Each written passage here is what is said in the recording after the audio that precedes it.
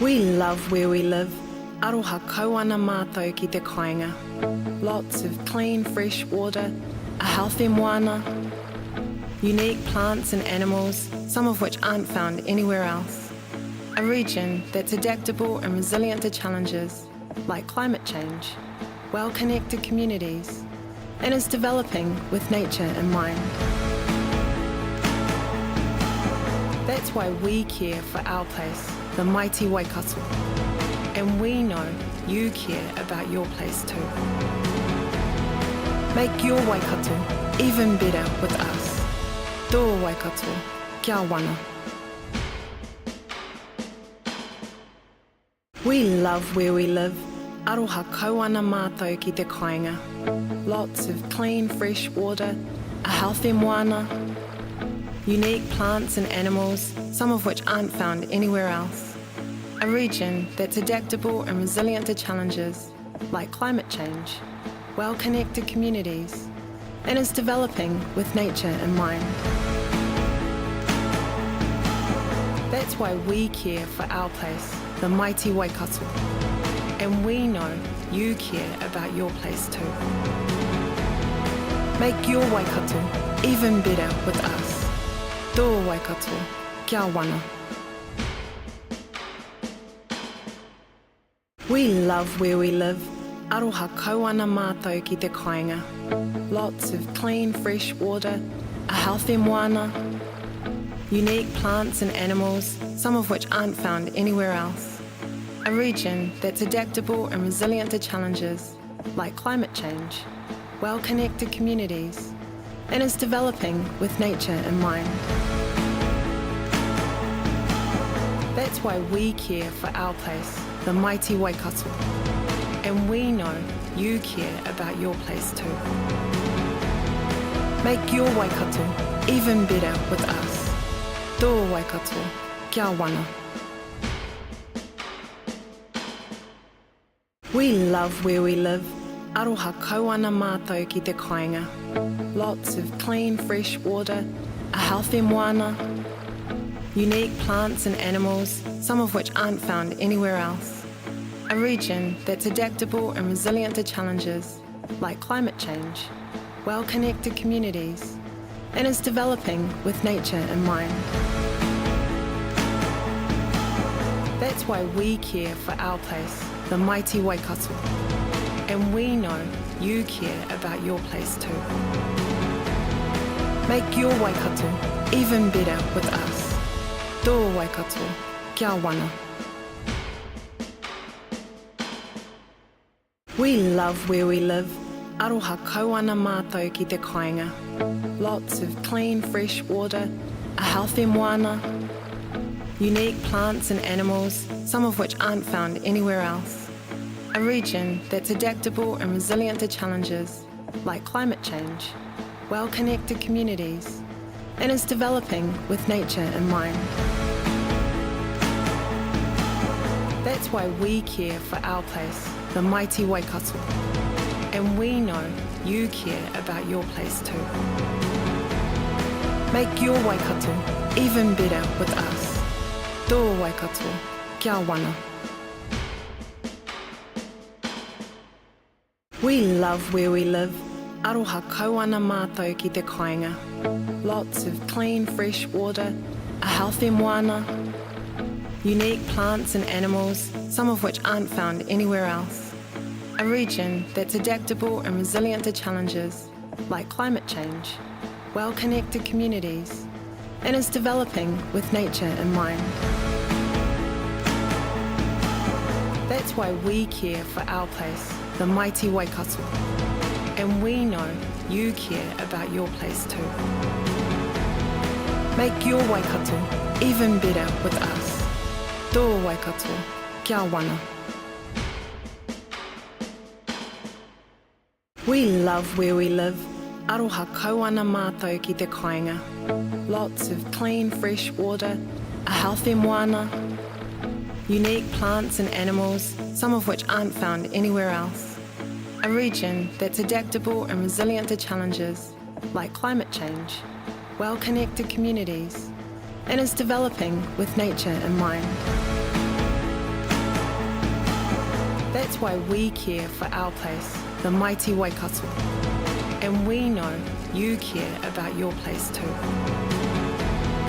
Make your Waikato even better with us. Tō Waikato, kia wana. We love where we live. Aroha kauana mātou ki te kāinga. Lots of clean, fresh water, a healthy moana, unique plants and animals, some of which aren't found anywhere else. A region that's adaptable and resilient to challenges like climate change.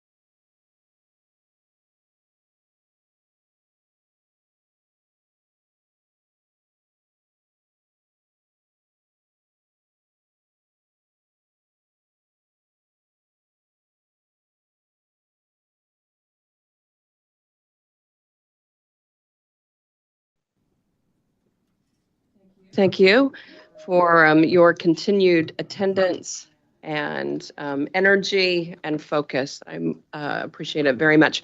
We'll start with Karakia. Whakamarie. Whakataka hau ki te uru, whakataka hau ki te tonga, kia makina ki uta, kia mataratara ki tai, e he aka ana te atakura, he tio, he huka, he ho, tiho mauri ora. Kia ora, thank you, Chris. All right, as I said, welcome back, day 4. I think we're on the home stretch. I hope everybody is focused on the endeavor ahead, and we can see it through, see it out. I'm going to go to you, Janine, just to take us through what are the outstanding matters we still need to work our way through, and sort of set the program for the day. Janine. Thank you, Madam Chair. So where we have left conversations is essentially that we still just have the group of activities section to work through. Conversation has been to do that by exception, where there are key matters within there that councillors would like to get more information on. What I have done on this slide here is pulled out from that section what I believe are the key matters to bring to council's attention and just to, I guess, confirm the position in relation to those matters. And then the other one that still lies on the table was in relation to the investment income and the application of that. The recommendation from staff in the report was around the $1.9 million that's available for distribution from the fund to go to rate subsidy. When this matter was taken, that rate subsidy was struck through and noted as a distribution. But for certainty, I believe we do need to loop back to that one. But if I just go to the previous slide in terms of the matters for consideration, I guess just to check in with councillors whether that will work. So trying to pull out those key matters, then it can be, I guess, more of an open conversation through the groups of activities on anything that we haven't covered. And we can capture the changes from those conversations. Great. So you've summarize what you believe to be the key matters, but that, of course, does not preclude councillors from raising any particular issues that they would like broader discussion on. So, so just noting that for councillors, please ensure that any matters that you feel need to be raised are raised. So shall we just work through your list first, Janine? Cool. Great. So just so we're clear, we're on page 59, is that where we're going to start? The group of activities, section 4 of the report? Yes, that will be the one. So as you work us through your bullet points, can you direct us to what page we need to be on? Just, or well, we'll do it together, shall we? It'll be a collective effort. Collective effort. Okay, so the first point up there, and it is on page 63 of your agenda, is in relation to the Sustainable Homes or Eco Retrofit program that Council had proposed through the last long-term plan. I guess the establishment of that program at that point in time was still subject to a number of hurdles being met. We have had a number of hurdles along the way in terms of that program, including legislative compliance. Those legislative hurdles have been removed. However, the sense is that since 3 years ago, commercial banks have really stepped into the financing space for the type of initiatives that Council was considering through the Sustainable Homes program. And as such, there's the value that we could have added in the space has been significantly watered down or actually mitigated. So the recommendation is that that program will not proceed.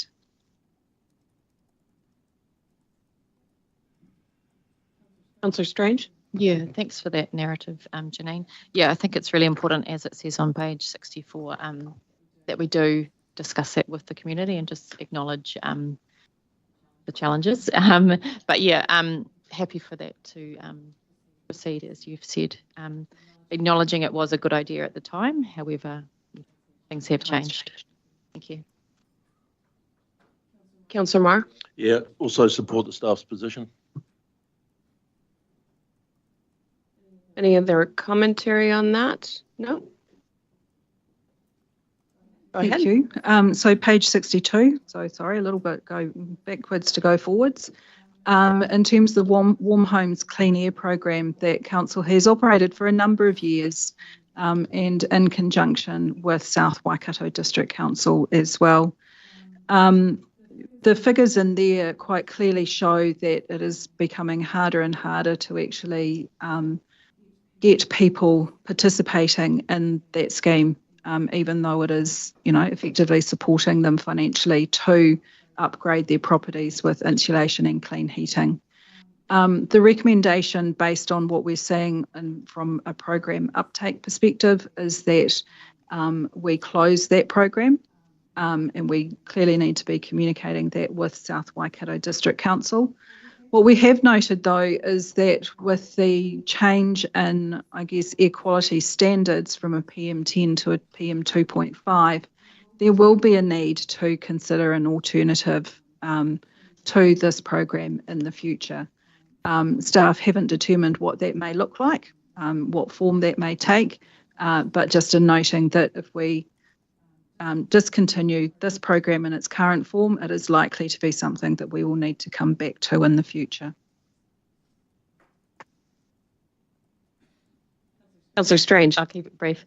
Yeah, thanks for that, Janine. Just so we know where to look out for it when it comes up again, the review, which sort of committee or will that come through? Ooh. You don't have to answer me now, but just at some point. Thank you. Yeah, so it might be within the Strategy and Policy Committee, in terms of the air quality. Tracy? Through you, Madam Chair, morning councillors. As noted, I think in paragraph 114 there, we have an existing air quality strategy that went in tandem with the NES air quality when it first came out. So the incentive program that this was born from our whole response. So we would, as noted there, we'd have to review the air quality strategy and the tools that we're using. Thankfully, we've got some really good evidence to say this might not be the best tool, or the way we've framed it up might not be the best. So that's what we've said. It would probably run through strategy and policy in the first instance, noting, of course, that we have regular reports on air quality to EPC. All right. Any comments? Relative support of the staff recommendation here? Yeah, happy to support based on the numbers that are quoted in the report. I actually did speak to one of the South Waikato District Council as well, and they gave me the similar kind of comments, so I'm comfortable with that at this stage. Thanks.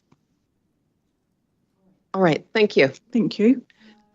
So page 62, in section 110 of the report, we've noted there the 100,000 per annum for the Waikato Housing Initiative. So that is currently built into our budget assumption, provided for within the baseline budget that staff presented.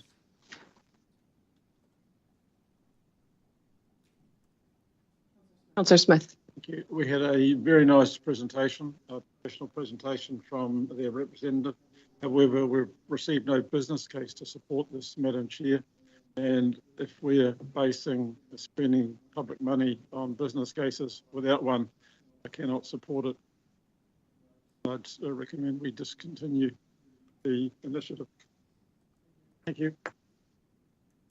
This was just to be clear, it's not our initiative to continue or discontinue. This is a request for us to fund the initiative. Change it to not support the initiative. Yeah. Thank you. Did you want to make a comment? Yeah, thank you. I just would like to give you my thoughts on the matter. Whilst housing per se isn't probably part of our core business, it's certainly been part of the Waikato Plan that, and was one of probably the most successful initiatives in the Waikato Plan. I have talked with some of those who are continuing to lead the housing initiative. My view and my advice to you would be, given this is the number one thing on the government's agenda, given it has been for about the last 3 governments, and the governments have realised from a central point of view they haven't been able to crack it, and given that TAs individually in their own right are doing what they can, it is quite good to have a regional view of housing and to support an initiative which is trying to progress and pursue affordable housing for, in the wider community. And it actually helps inform, it will help inform a regional spatial planning view of the Waikato for the future. So all I'm suggesting is that you might want to think about the signal that we can send to our region and to the government, and just, even if it's just a small amount of money, of indicating we're happy to support it.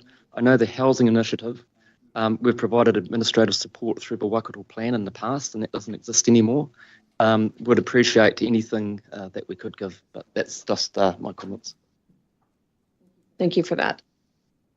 All right, I've got Councillor Marr, Dunbar-Smith, Kneebone and Hughes. Thank you, Madam Chair. Just echoing Noel's concerns, without a business case and with the changing of staff within this organisation, at this stage I don't support it.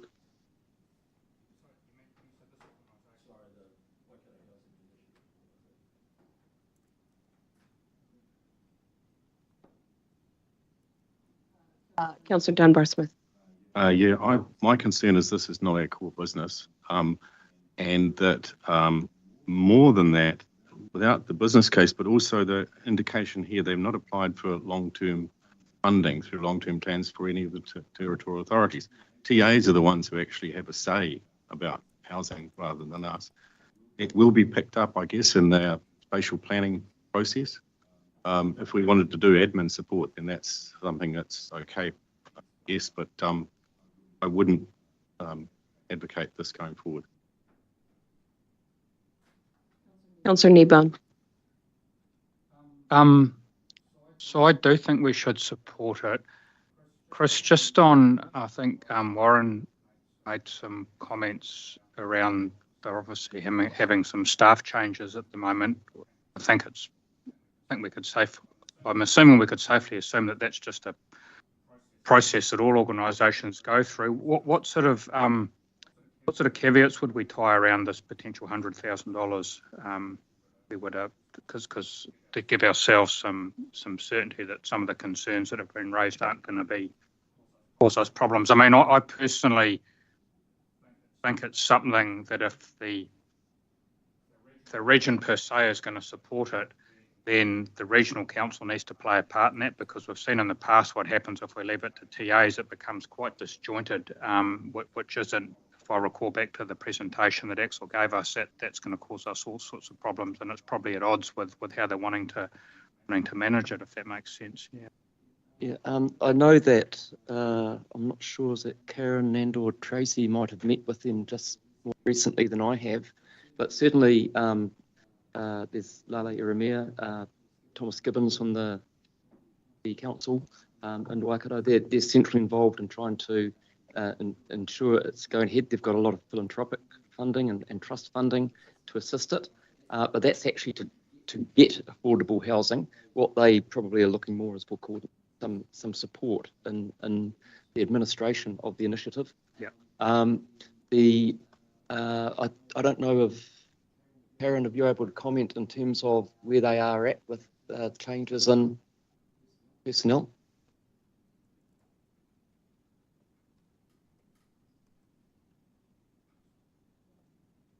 Yeah, good morning, councillors. When we met with the 2 trustees, they're focused on actually delivering their purpose, which is to work within the system and to connect with all parts of that housing system.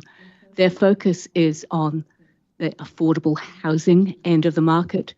They have in fact achieved quite successful outcomes with building sufficient houses in the Waikato, but it's the affordable end that we really need to focus on.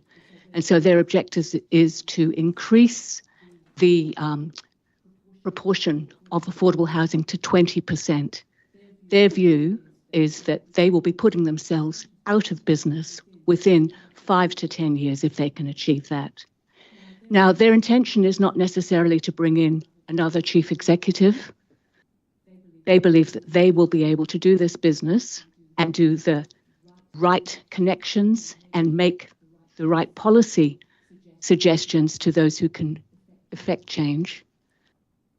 But they do need administrative support, and they need to be involved in the work of the Regional Council, particularly as the spatial planning work gets underway. Yeah, so look, as I said, I think we should. I think that the concept that was proposed to us, if this thing gets up and rolling, of a portion of our investment fund going in there, i.e. being invested locally at a similar return to what we're currently getting, I mean, I just have to question why wouldn't we go down that track, you know, but that's where I'm sitting. Yeah. Councillor Hughes. Thank you, Madam Chair. I support the staff's recommendation on the issue, and which really follows in with Councillor Smith, Maher, and Dunbar Smith. So yeah, the staff recommendation is 100,000. No, I say the staff assessed that there's no political staff appetite for the initiative. Sorry, have I got we're on paragraph 110. Sorry, okay. Sorry. Well, page 62. I'll rescind that comment. Yeah. And support the councillors who are opposed to.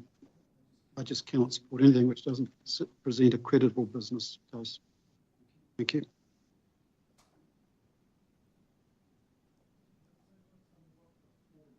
Housing actually is, because at the current costs of around $8,000 to $5,000 per square metre, it's at a $600,000 house and land. It's only 120 square metres. It's not a very big house. Is $1 million affordable? What's affordable? And I think that's the question, Madam Chair, is what are we actually setting out to support? So my understanding of the Waikato Housing Initiative is they are exploring all of the avenues to ensure that there are affordable ways for people to enter housing. And there are a variety of methods and models for that. But that is, I suppose, core to the work that the Waikato Housing Initiative does, is identifying the different options, identifying where those might be best placed, and working with local and regional authorities to ensure that there's avenues. But last week I was reading an article about the Reserve Bank and what it thought about housing, and they're looking at 6 times a person's income. If a person's on 100,000, that's a mortgage of 600,000. Again, 600,000 doesn't buy a hell of a lot of a house. So, yeah. Councillor Nicol. Thanks. Yes, having sat through the entirety of the Waikato plan the last 3 years, having seen this be the most successful initiative, I feel, to have flown the nest, as we kept saying, and so I'm just acknowledging our council's part in the setup of this, and as our CE mentioned, that since we wound up the Waikato plan, it is not entirely outside of the work that we've been doing to be supporting this. I want to acknowledge our CE for speaking up in support of this just now. For him to do that, it must be quite some initiative that he sees a lot of worth in, and I'm mindful that he has been part of the Mayoral Forum and the CE's Forum, because I have had our chair advocate for this as well, saying that the mayors, assume, at least majority of the mayors have said something to her around saying that they really support this. And I'm mindful that the CE of the Regional Housing Initiative has travelled around the territorial authorities over the past year, that has been part of his job, to get buy-in and to get them understanding how they can help with affordable housing. and is currently doing quite a stunt by standing for the Hamilton East by-election to try and get more attention to the topic, despite the fact that his contract had ended, which I understand was a planned finish. But anyway, the piece around convincing the district councils is done. The efficiency of having the regional council put something in rather than 11 different bits coming to this organisation makes a lot of sense to me. I understand and hear that there's some trepidation around the place, especially from councillors who haven't been part of this. And I would propose that even a contribution for a time-limited period with conditions would be a really, really good way to go. Something like, for example, 50,000 time-bound for 3 years, or if that was untenable, even for 1 year, to allow it to have those discussions continue through the mayoral forum and that type of thing. So that's where I'm at the moment. I'm really keen to hear from other councillors. Thank you, Councillor Nicol. And just to confirm, housing is one of the key priorities for the mayoral forum during this triennium. So it is certainly something that the collective of mayors has raised. Just exploring, because you were talking about options around funding. Just wondering, Janine, if you can just give us, just so we can consider it in hearing commentary, some options we might explore on this. Thank you, Madam Chair. So in thinking about this as housing being one of those key enablers for the region in terms of both wellbeing but economic development as well, obviously with the proposed cessation of the Regional Development Fund, there is residual funding that sits there that Council could consider, and I think it would be time-bound in nature, some support from that reserve into this initiative, very much aligned with economic development. So the repurposing of those funds in the same intent to support this initiative, if that was your will, without having to increase rates to do so. And that commitment could be time-bound, as Councillor Nicol was suggesting. Maybe it's a 1 year or 3 contribution years, or 3 years. I think if you're going to, if Council's uncomfortable to step into that space in an ongoing way, then it should be considered time-bound with the opportunity to review at the end of that period in terms of what difference has that made, what progress has been able to be made. But given the alignment with regional economic development and the enablement that housing provides to that, utilisation of those reserve funds might be something that Council wishes to consider. Yeah, so I would...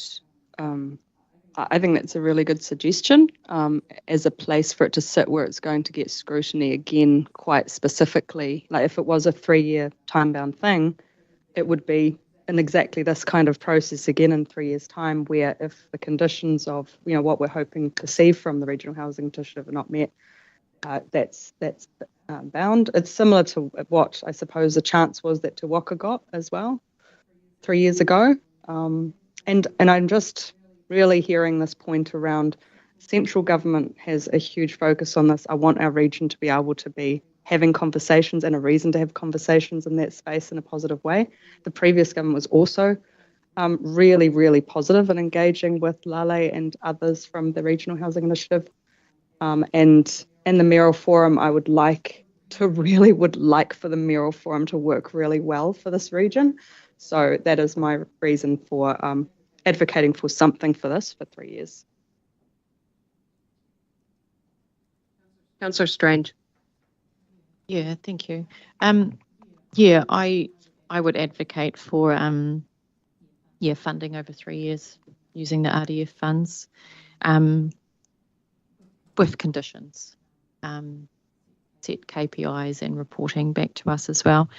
Yeah, we know that as has been said, affordable housing does enable economic growth, and there's areas of our region that desperately need affordable housing, for nurses, for teachers, for police. So for every community, there is a shortage of housing, and what is affordable is different for different areas. We're not just talking Hamilton or the more metro prices as well, and those mixed ownership models of the land being held in trust and just getting in on the house on top.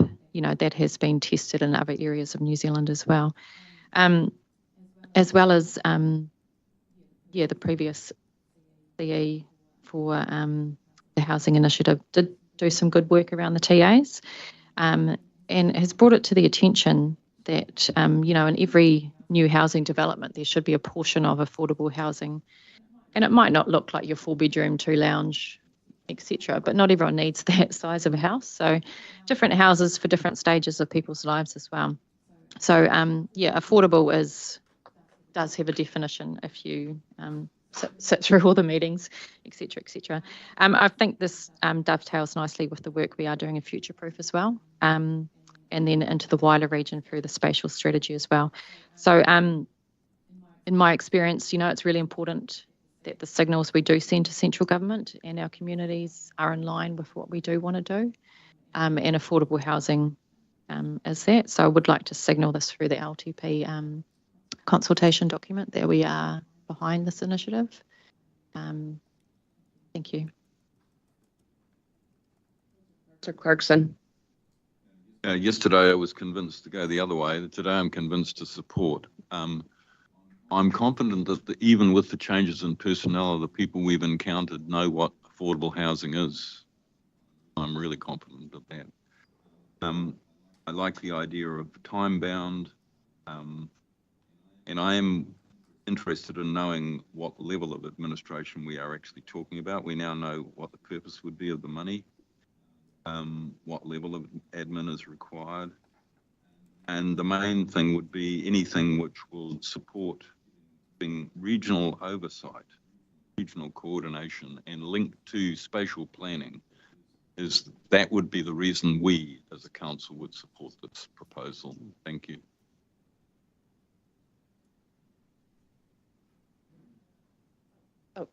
Councillor Dunbar-Smith. Oh, sorry. Wait a minute. When did Councillor? Okay. So we'll go Ben, and then we'll go to you, Clyde. I'm concerned that we're being asked for $100,000 with no business case and no idea what it's going to be spent on. If we're looking at admin, I would say that let's put 25,000 in 1 year or 3 years, because that's the staffer in town. Being told that the chief executive that was there has left and that there's no intention to replace them. So why are we putting up $100,000? This is not to build affordable housing, simply to admin something. And if we have an internal staff person is supporting them, which becomes part of our spatial plan. My other concern is that if the Mayoral Forum thinks it's such a great idea, why aren't they putting money in? This is a TA issue. We shouldn't be the primary funder of this. Councillor Graf. Well, same lines as Ben, actually. What are the TAs contributing to this initiative? Nothing. Do we have? If it's such an important initiative, why aren't they taking it up and backing it? And so I'm a bit concerned about that. So no, I'm not supportive of it either. Thanks.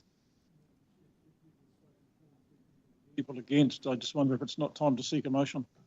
I would like us to work our way through this list, and then we'll consider motions as a whole, because, as we know, we work through and there are different options on the table, and it is all about the collective mix. So my intention is to work our way through these. I do note the variety of views around the table on this, though. Councillor Downard. Thank you, Madam Chair. Yeah, I don't support this. I think TAs do think it's a high priority, both to bring people into their region, but also for business, getting people accommodation for projects that happen in the area. So As the CE said, the government has made it quite clear that it is a high priority for the last 3 terms, and I think TAs it's a natural priority. There's very few rentals, let alone affordable houses, to bring people into their communities.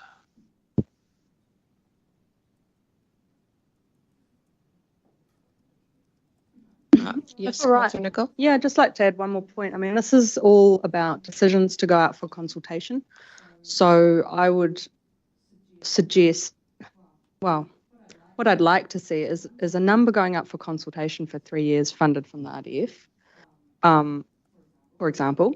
And I would like to hear from the TAs through their submissions through us, whether they think that it's sufficient, whether they think it's not needed, whether any of the community think that this is a no-go, and we read those comments and then we make a final decision in June.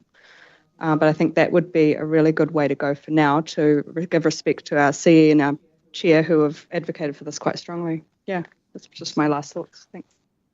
I understand that's not necessarily the process, that we are deciding today what we're going to put forward for submission. For people to submit For on. consultation. Yeah. Yeah, so we do make a decision, we can make a decision today on the quantum or the non-quantum that we put forward. Councillor Cookson. Thank you, Madam Chair. I spoke to 2 of the 3 of my mayors about this before Christmas. They don't support it. So why would we support it? So I don't support it. So just for clarity, they didn't support the Waikato Housing Initiative, or they don't support work undertaken in the affordable housing space?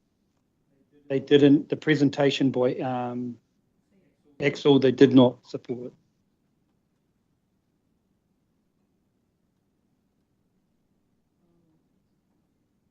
Did you want to make any other further commentary, or shall we move on to the? Madam Chair, I don't think so. What I said at the start was more that if this council wants to, when ministers of the Crown meet with us and our MPs in the region, if we want to be able to say to them that we acknowledge from a regional perspective, affordable housing is really important to us, having a little bit of something to say we've got skin in the game. The idea was that we could do that, as opposed to saying we don't have interest in affordable housing from a regional perspective. But that was really the only comment I wanted to add. All right.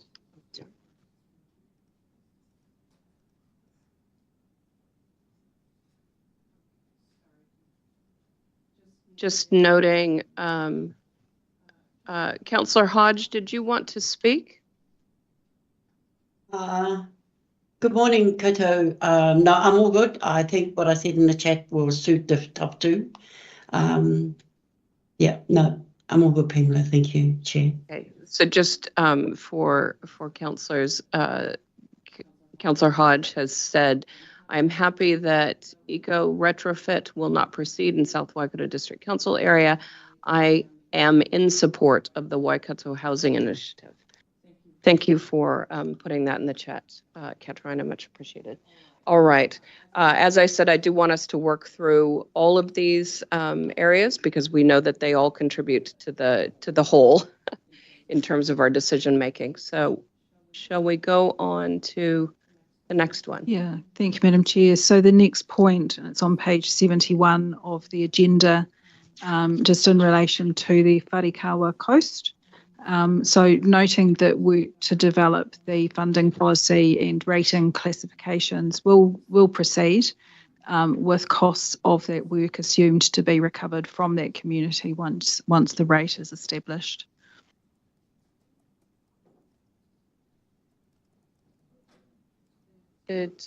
Councillor Marr? Yeah, just support that. I think this is an important piece of work, and it's certainly setting a precedent. And with that rate recovery, etc., from ratepayers, it works out fine. Thank you. Yep, support from me as well. Just a question there. Does that mean that the cost of developing the funding policy will be recovered from the community? My understanding is that once we've developed the funding policy, then any future work would be funded by a targeted rate.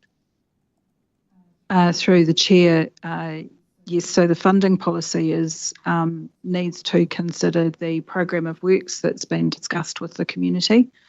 It needs to identify the rating classification, so who pays how much. What's being clarified here is that the work, so to confirm that that work is intended to proceed, but the costs of doing that work will be recovered from that community. Yes. Once the rate is established. Yeah. So we're not charging them to establish the rate, which is what that implies. Yes, we will be. They will need to fund. Right. They will need to fund the work to establish the mechanism to fund the work. Thank you. I think the concern, there was a business case that was prepared on this matter. I think the concern was that the costs included within that seemed excessive for the work that I would think was required to be undertaken to do this, but we acknowledge the importance of actually being able to proceed with this. So this is the way that we can do that. And that will all be in consultation and agreement with that community.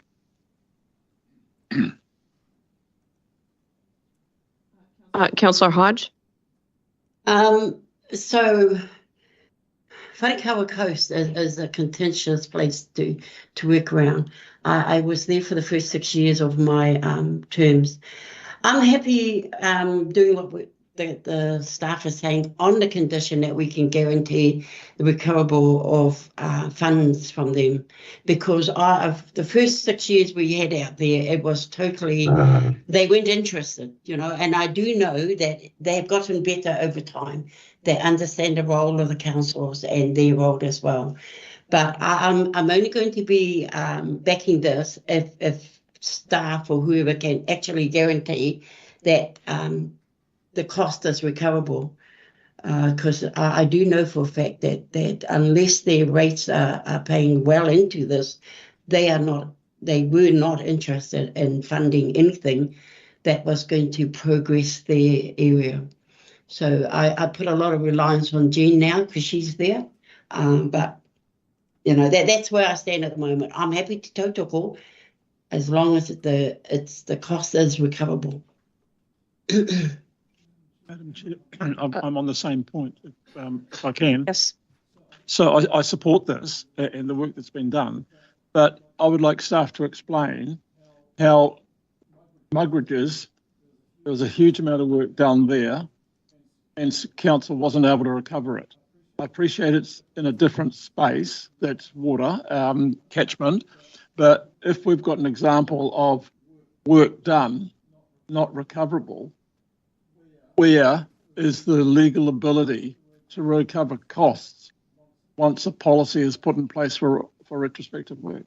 So, I appreciate there's different laws for different things or different policies for it, but if you can't recover in one scenario, how can we suddenly recover in another? So I think I'd like some assurance, and that's on the same line, I think, as Ketarana. Thank you.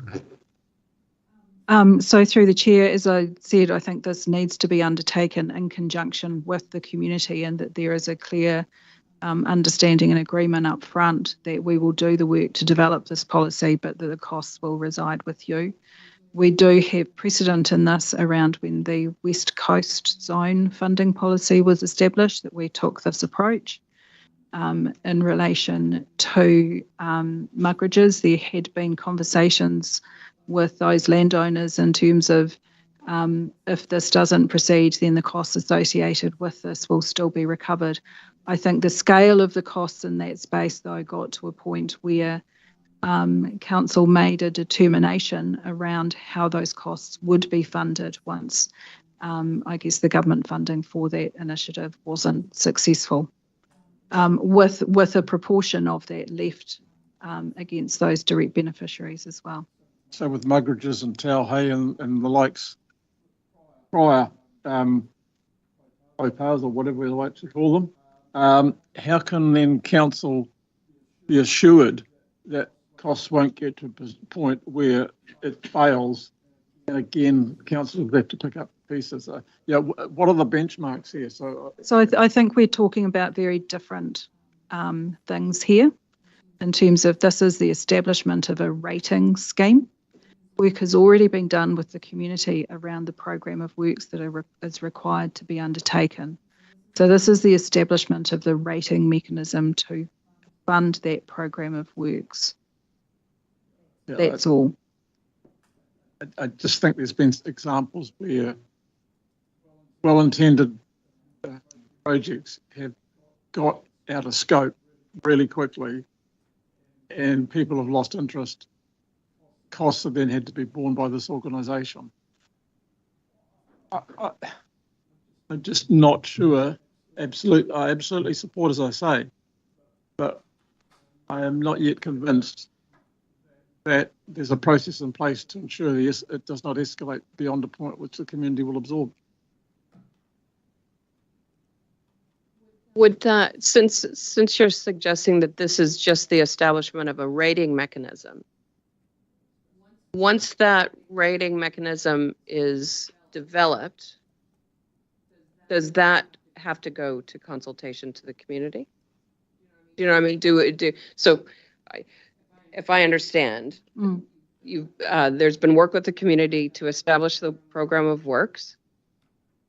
The collective has now come to the region to say, how might you collect rates to facilitate the delivery of that work program? That's the mechanism we're devising.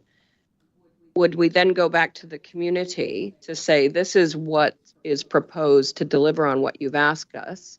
How do you feel about that? Just to ensure that there is community buy-in. So, yes, so I would say it's all very well for a community to agree to a program of work without understanding where the liability for costs for that program of work may fall. Now, that's the work that needs to be done in terms of rating classifications and the rate, setting up the rate for that area. When that work is done, I think there is a process that is needed to engage with that community to go, this is the bringing together of those elements and the implications of that work for different parts of that community. Sorry, you've lost. So just, I've got a speaking order of Councillor Hughes. Just hang on. I've got a speaking order of Councillor Hughes, Marr, and Cookson. I do want to get a light for Director Ryan over there to weigh in on this, but you are continuing with the floor. My experience in the drainage and river area is that with land settlement through drainage and the likes, and we've talked about that issue yesterday, there's a number of needs for reclassification of land and therefore costs.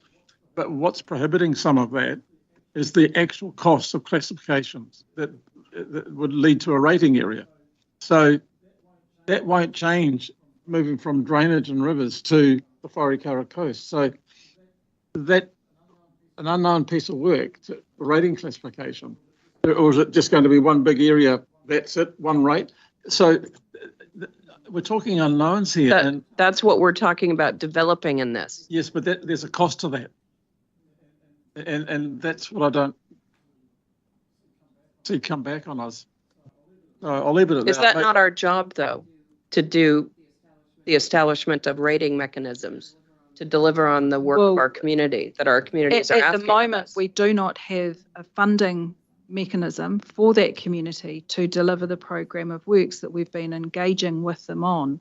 So if we want to deliver those works and we want to recover that rate, the funding for that from that community, this is the work that's required to be done to establish that rate and determine who should be paying.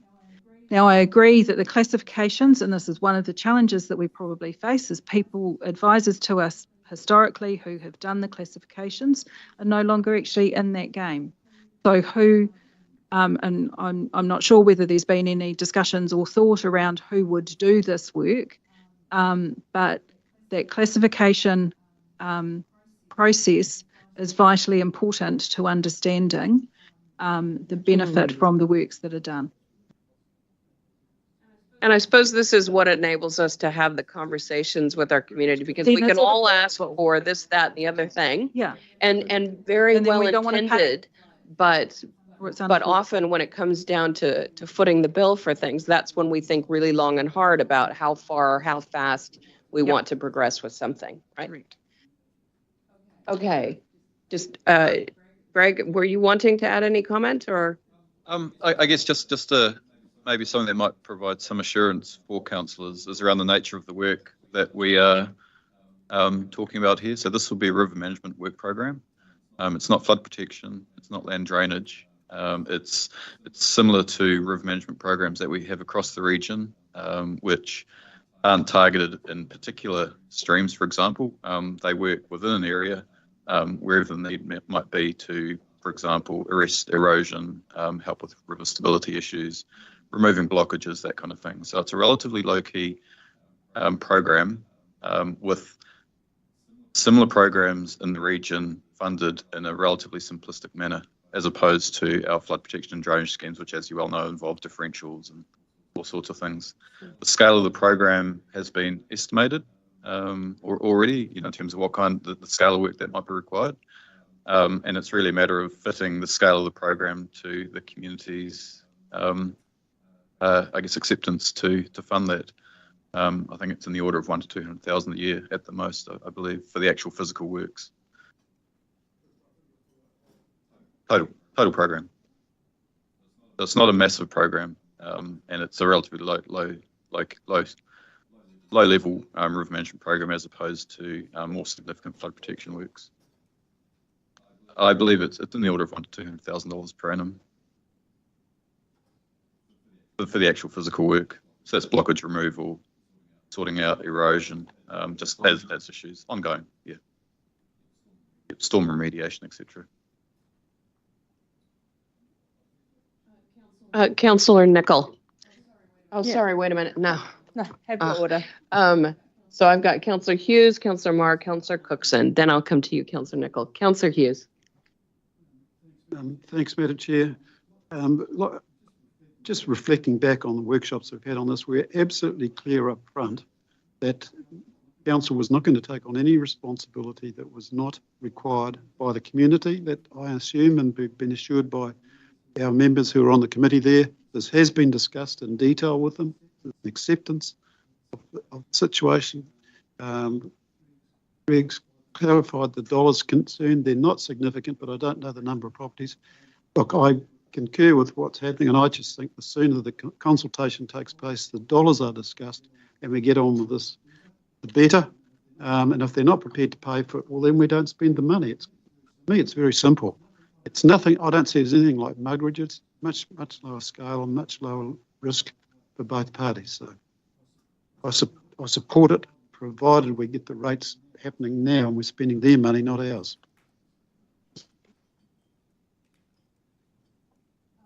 Councillor Marr. Thank you. Yeah, not to labour the points, I think Greg and Chris have just covered exactly what I was going to say. And also just bear in mind, councillors, that Hauraki District Council has a big input and a big cost on their side of things. It's part of the community work. Thank you. Councillor Cookson.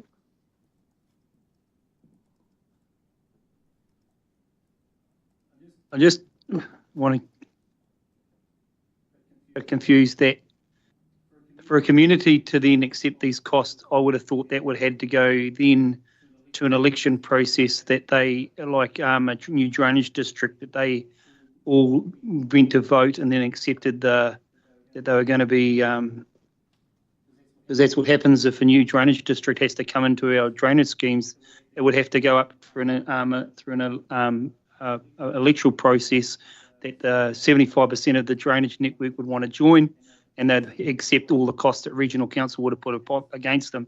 So I'm just wondering isn't that what should happen here? You're asking what the process is for once we establish a suggested rating system. Then they can't pull out. What is the process by which the community either endorses or supports that as something they're willing to undertake? What does that process look like? Yeah, so through the chair, substantial work has obviously been done with the community already to establish the program of work. So now what we're talking about here is working through how we fund that. those two things need to come together, and I would suggest that that is then going to need to be a consultation with the community to go based on the work program that you designed, based on the work that we've done in terms of who benefits from that work and therefore who should pay it. We are proposing to set a rate to fund that work program moving forward. There is no threshold around 75% of people need to support it. At the end of the day, it's actually a council decision on these matters about whether the program of works continues, taking into consideration that feedback from the community.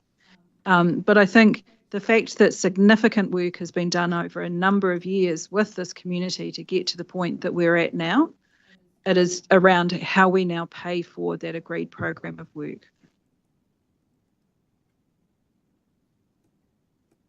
I haven't got a problem with that. I just think the same as Noel, I think we could get done with stranded assets that we've gone and spent so much money getting this, and then they go, no, we don't want it because this is what it's going to cost now.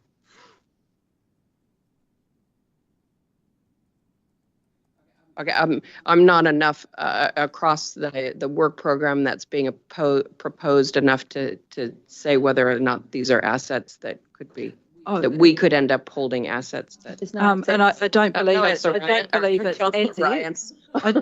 I've made you a politician all of a sudden, Greg. Greg? What assets? Yeah. Yeah. So I guess as Janine has pointed out, this is simply around the funding mechanism. In terms of, I guess, connections to previous projects that have been referenced, that was all around design, scoping, investigation, etc., to get to a starting point to establish an asset. That is not the case here. As I said, it's a relatively low-level program that occurs year to year. This work up front is simply rating mechanism, get a basis for the rating mechanisms.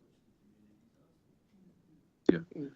And yeah, it has been a long journey for the community, but there has been a very clear agreement from that community panel that they wish to move forward with a low-level program.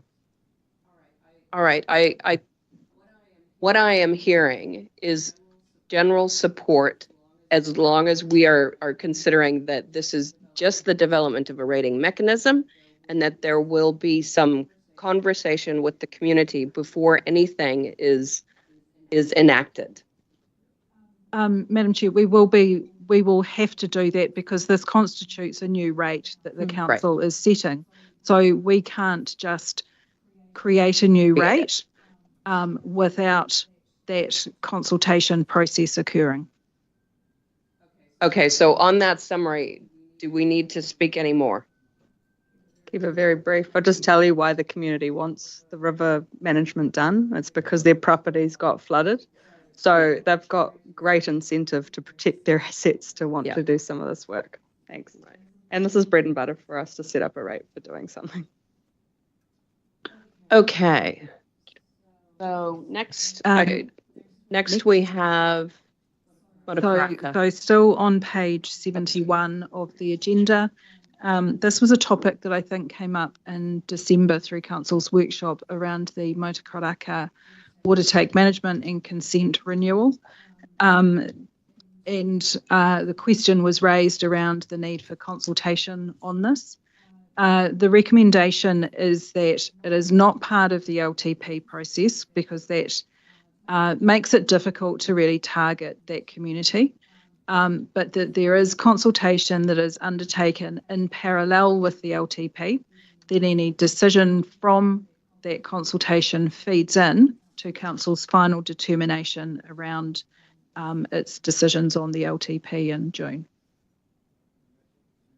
Yeah, do you want to speak? Go ahead And that's what the community wants, Madam Chair. I've been working with them and I've been in just dialogue with them and they're really pleased to see this in the agenda. Thank you. Councillor Cookson is, no. All right, anything else on this point? No? Okay, so the next bullet point.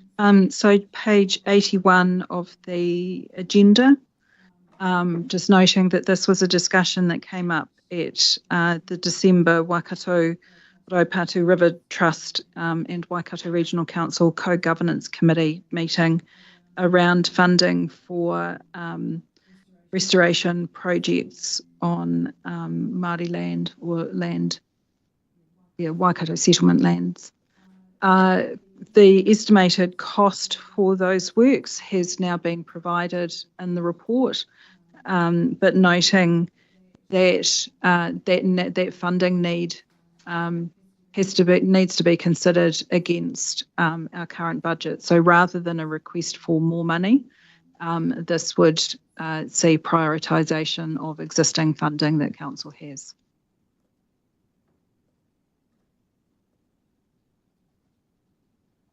Any comments? Just looking around the table. Support for the staff recommendation in this space? Yep, support staff recommendation.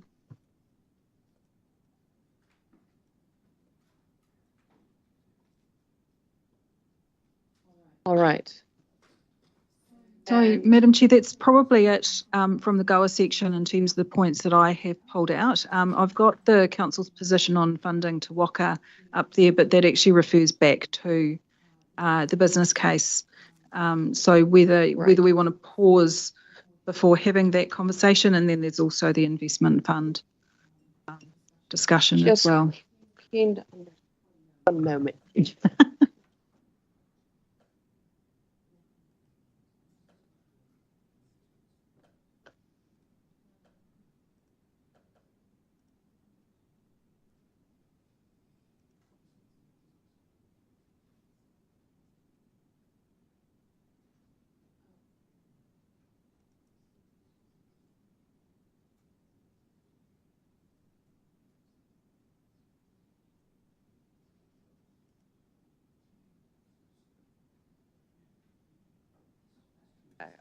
I'm just trying to decide whether, since the Te Waka refers back to a business case, do we cover that separately in terms of a motion, or can we wrap it all together?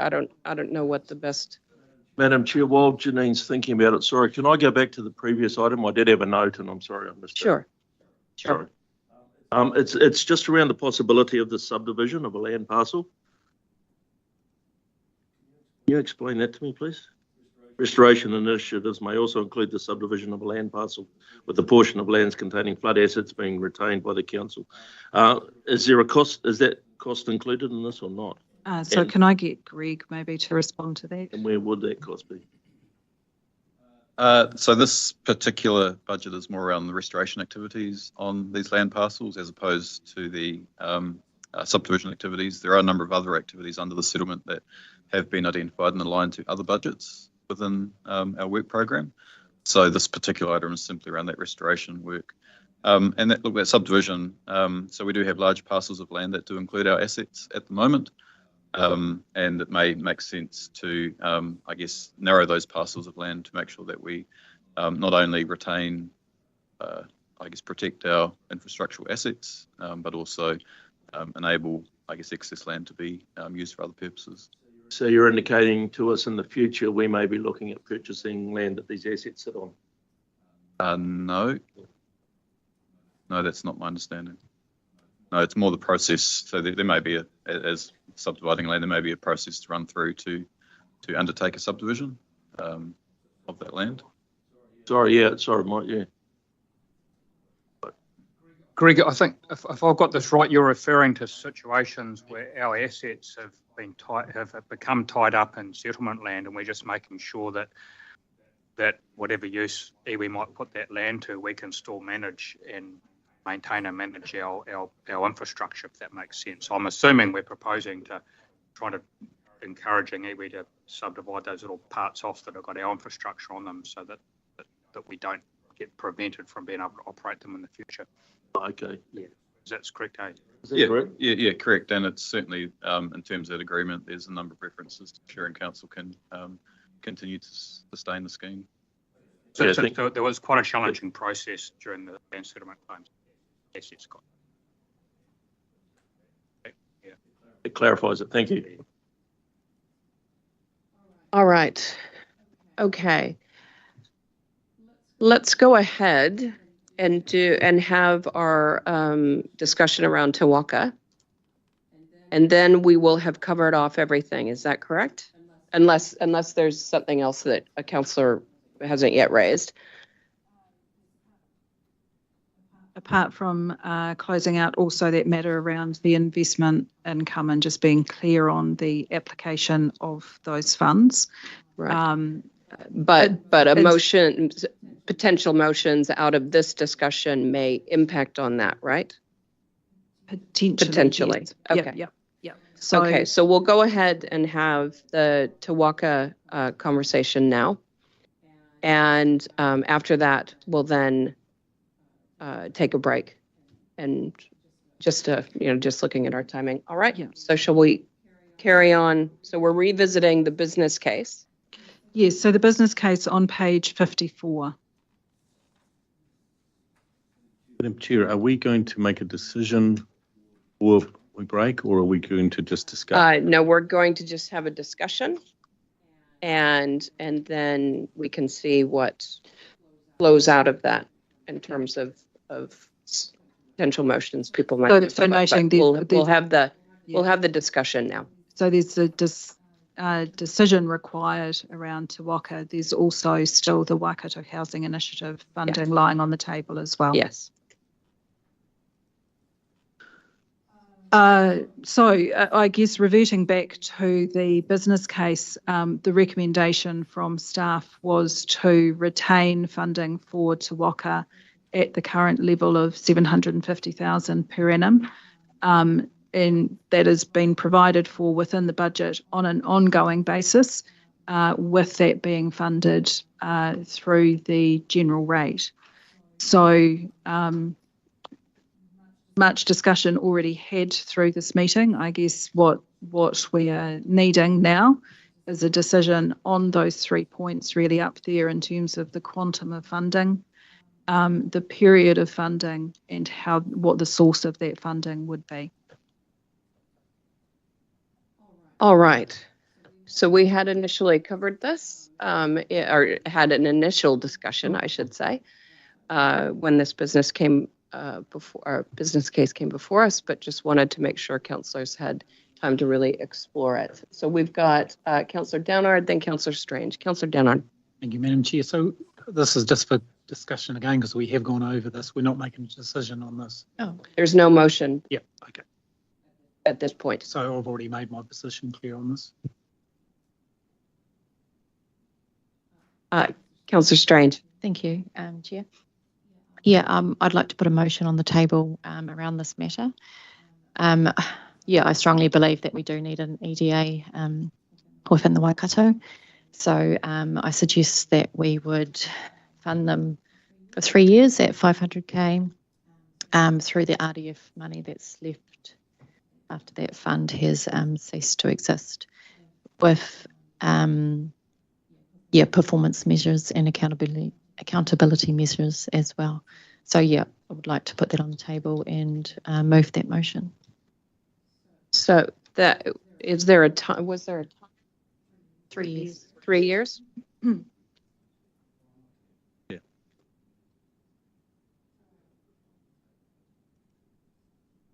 Yeah, I'll second that motion.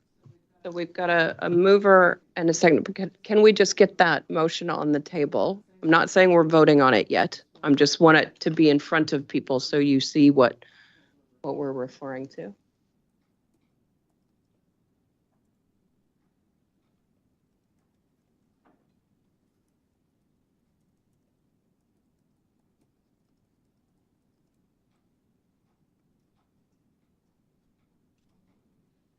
Madam Chair, while that's happening, can we have a discussion around those conditions on this funding?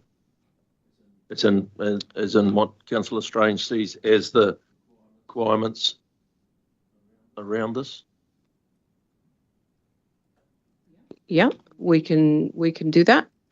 Or I'm just also looking to staff to see if there was any particular suggestions from staff as to what that accountability framework, I'm not sure of the wording yet, if that's what accountability, performance and accountability measures, what that process might look like, how we might go through that, some examples. Any advice? Sure. Through Madam Chair, the word accountability, my question is, might that refer to something about their governance arrangements? In which case, I think council's expressed a possible interest in the past on having a discussion around his constitution. But they've indicated they would be willing to have that, about actually having representation of this council on it. I'm not sure if that's. But we want to go through that conversation. We'd need to go through. Yeah.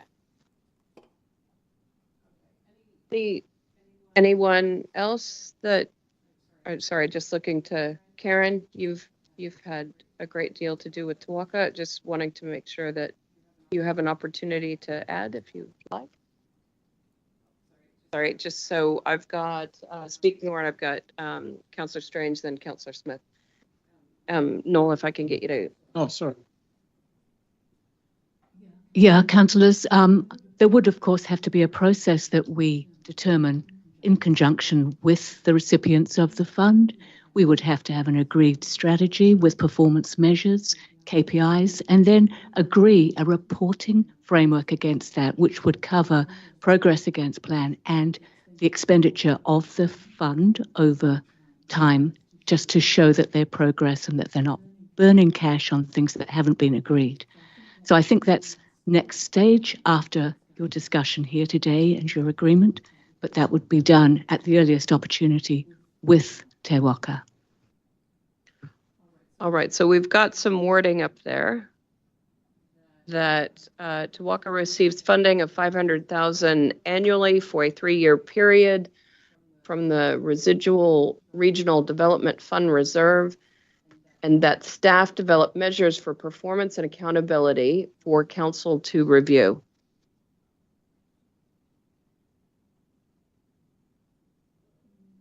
We do have a mover and a seconder. Madam Chair, my only comment may be, and I know Dave's been trying to do this on the fly, but that funding is contingent on the development and agreement of performance and accountability measures by council, with council. Oh, I see. So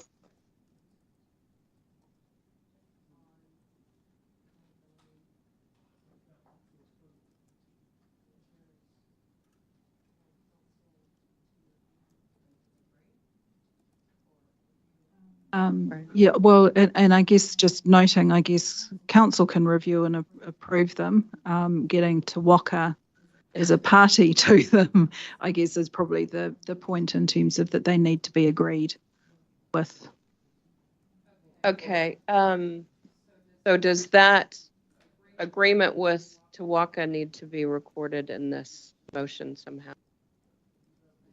Well, just want to make sure. So, then it's contingent on performance and accountability measures set by council. Well, oh, that's a good one. That it is, okay, so contingent on performance and accountability measures set by council. By council.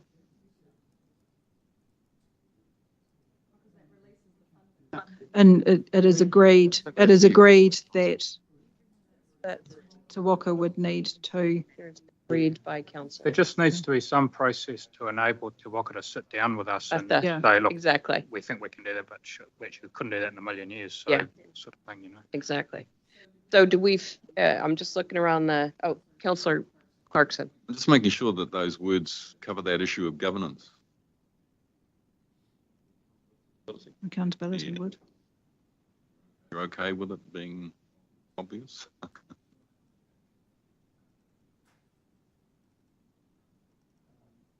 I don't know that it is unambiguous. Probably that.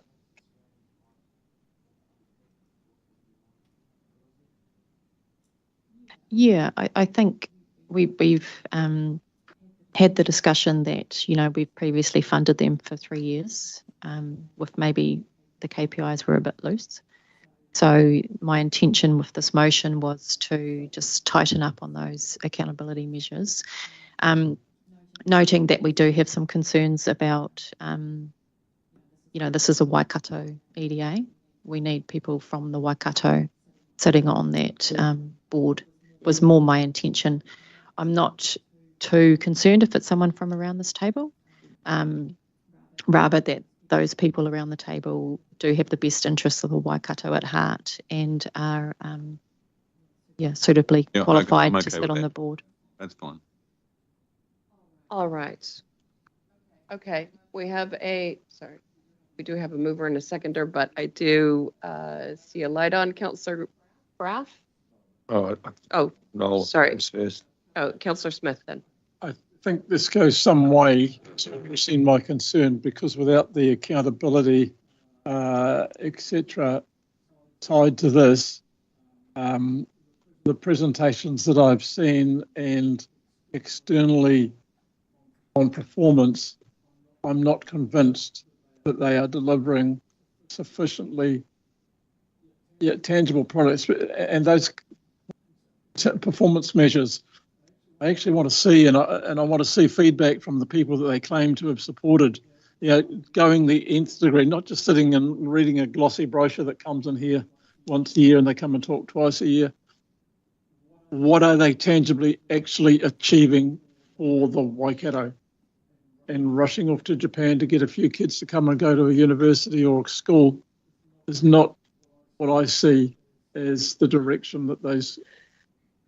let's not go too deeply into that, but the reality is, unless this had that on it, I couldn't support it. So it's good that it's in there. Absolutely. And I do note with that addition of that Te Waka would need to agree to such measures. I think that is also really important for us to note, because we are cutting funding.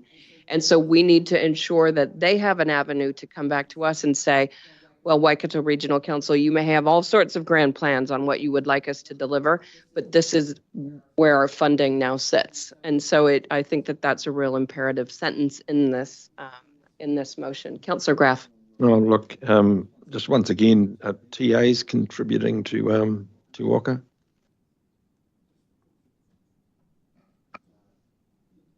Some are. Hamilton City, I understand, is proposing a slight cut in their budget, and other councils haven't made the determination yet. So, and any idea on the level of funding?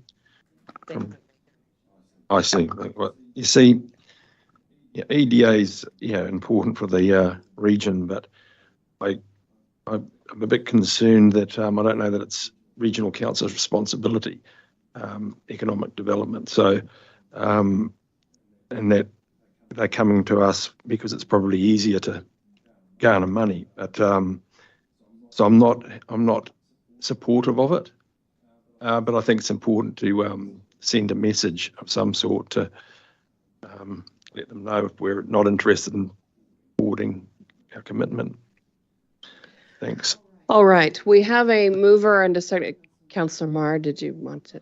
Something different. Something different. I like it. Different. Just to let councillors know that on the 7th, which I think is next Wednesday, a number of us do have a meeting with Te Waka. That's myself, Chris, Pamela, and the other Chris. So just alluding to that fact too. I think that it's an opportune time to raise some of the points that have been discussed over the last few days with them. All right, we have a mover and a seconder and a motion on the table. All those in favor? Opposed? Opposed.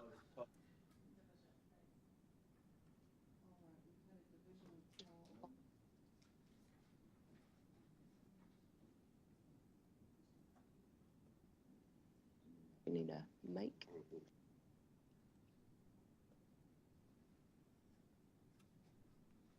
Good morning, everyone. Same process as yesterday. We've got a division called on the motion that is currently on the screen. I will call your names, and can you please indicate whether you support, oppose, or abstain? Councillor Strange. Support. Councillor Dunbar-Smith. Support. Councillor Hughes. Support. Councillor Graff.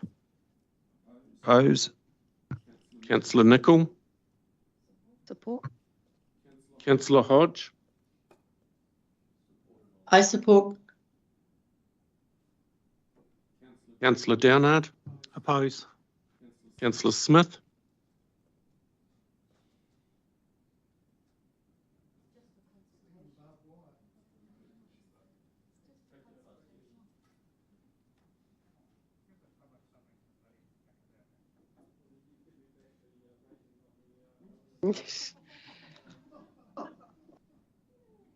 Councillor Smith, hit the mic.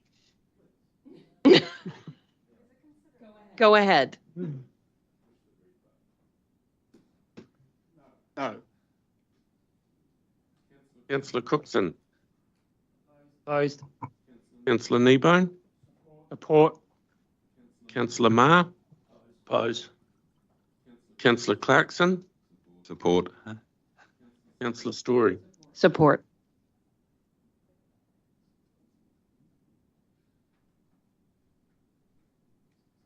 The motion is carried, 8 votes to 5. All right. Okay, so we just need the housing initiative now. Is that correct? A decision on the housing initiative? Yes, the housing initiative, and then my perennial Sorry?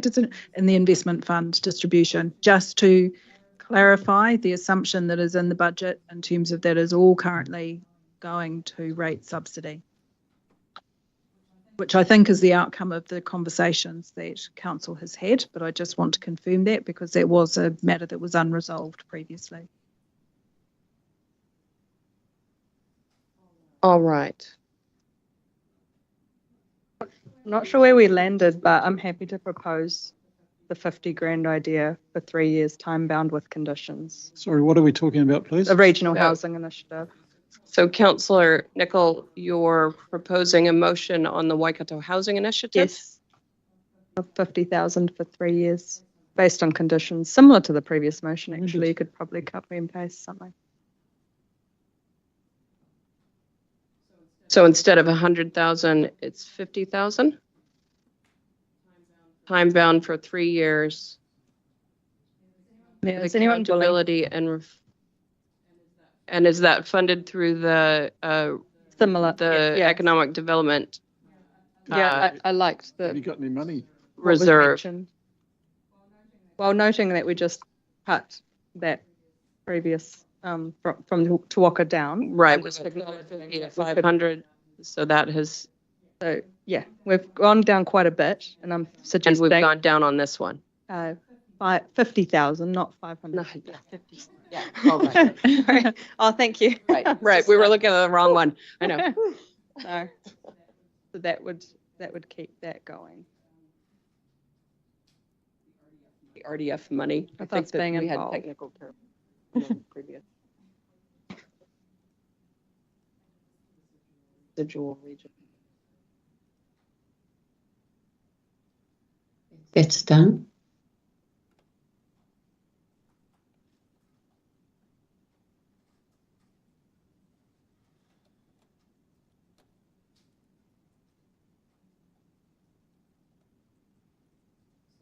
So Councillor Nicol, you have moved that?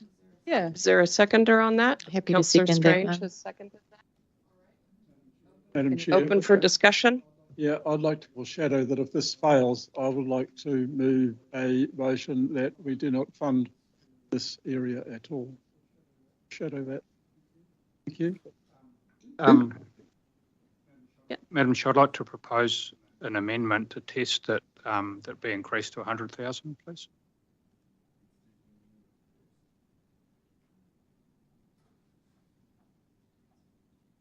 Mm-hmm.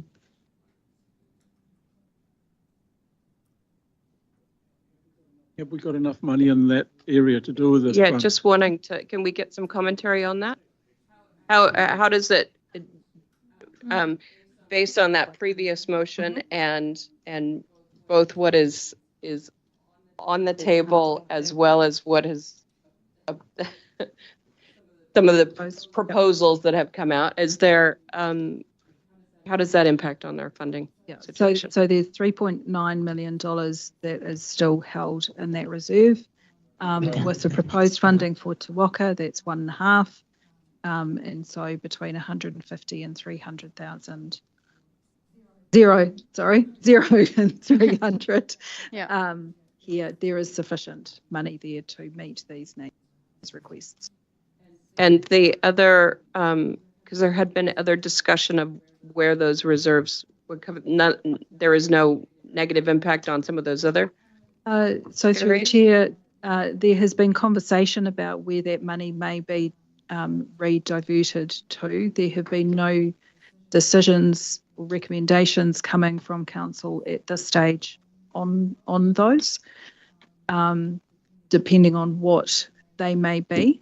I guess I have a level of comfort with the proposals that Council has been considering in this space, because to me there is a link with regional development. I think to look to repurpose those funds into other areas of Council's activities is possibly a longer stretch, which we just might need to think about. Do we need to be consulting with the community on that?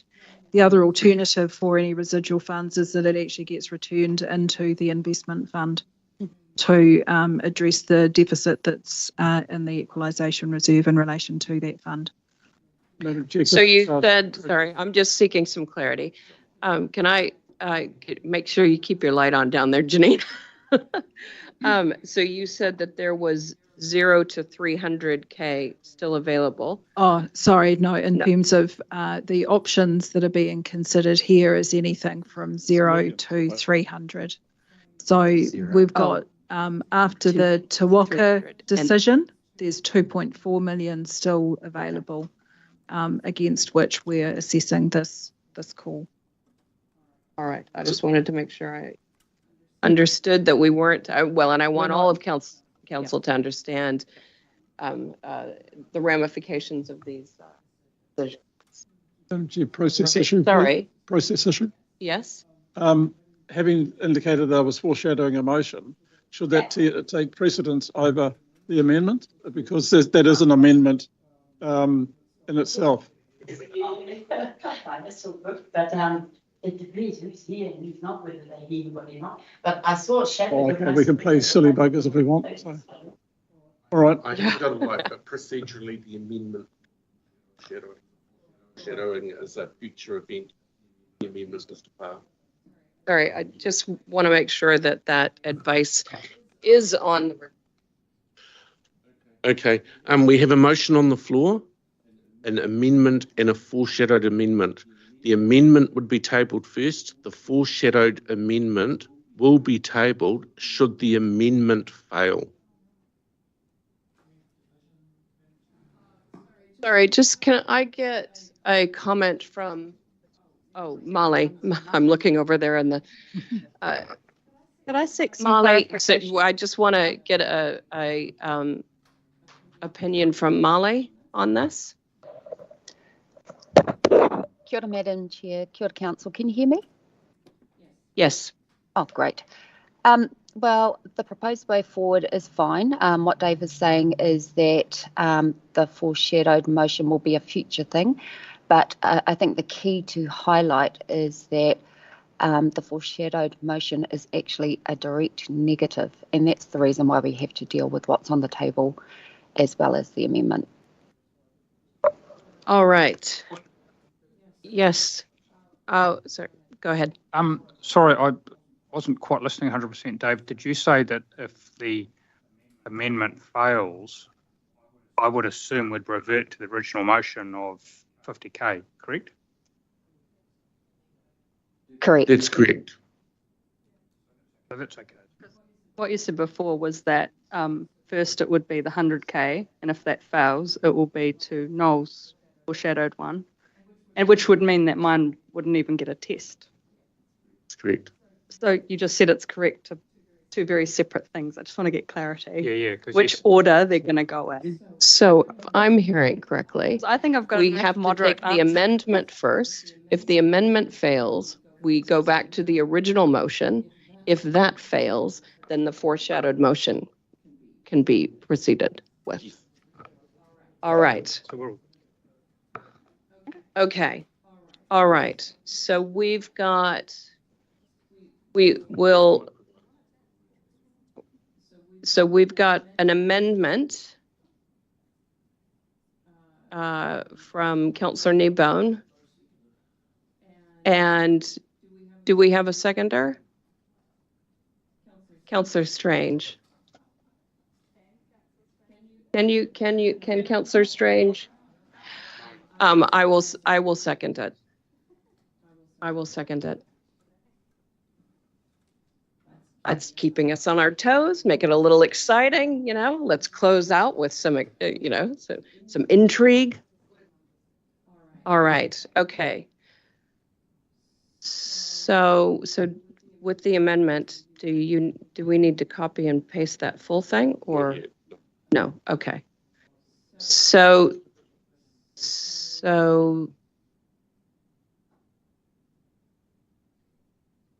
Okay, we have on the floor at the moment, we are dealing with the amendment to the original motion. So on the floor is that the funding be revised to be $100,000 per annum for 3 years. So this would change if it passes. We will have a substantive motion that is the original motion adjusted to $100,000. Now, a division has been called, so we can go straight into the division process with leave of the chair if that's how you wish to proceed. yes. Okay, so a division has been called. I'll call your names out. Can you please let me know if you support or oppose the amendment to the motion? Councillor Strange. Support. Councillor Dunbar-Smith. Oppose. Councillor Hughes. Oppose. Councillor Graff. Oppose. Councillor Nicol. Councillor Hodge. I support. Councillor Downard. Oppose. Councillor Smith. Councillor Cookson. Oppose. Councillor Kneebone. Support. Councillor Ma. Oppose.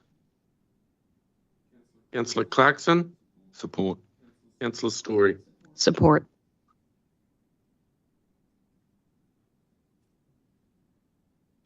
Okay, the amendment is lost 6-7.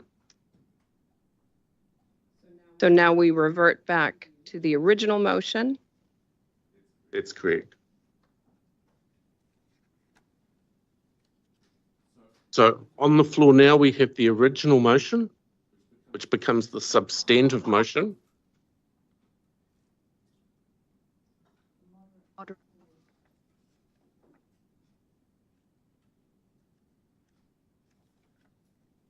Which is that the Waikato Housing Initiative is funded through the Residual Development Fund Reserve at $50,000 per annum for 3 years, contingent on performance and accountability measures agreed by Council.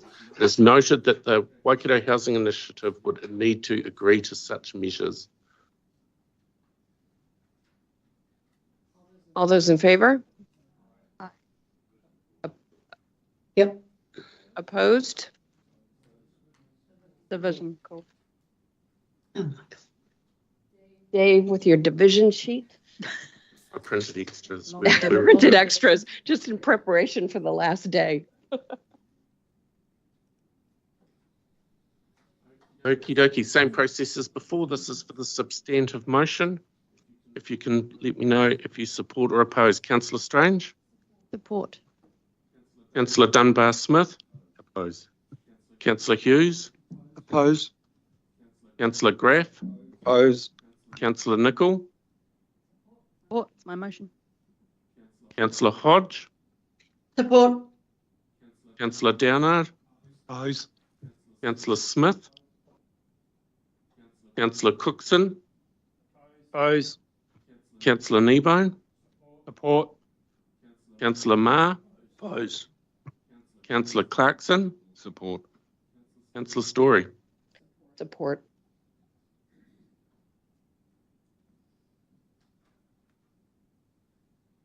Okay, the substantive motion has been lost, 6 votes to 7.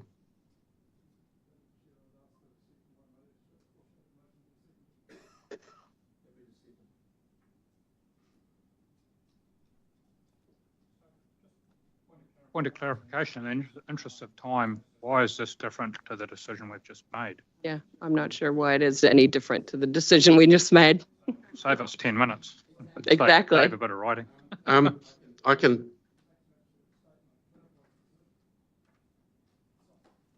An absolute statement clarifies the position if there's a resolution. Councillor Smith is correct. If at the moment the Waikato Housing Initiative would receive no funding, you can resolve that the Housing Initiative would receive no funding, which meant in future, should you wish to fund the Housing Initiative, you would be overturning this resolution at that time. With respect, so what? I'm struggling to understand why we're going to waste another 10 minutes on this. I am as well.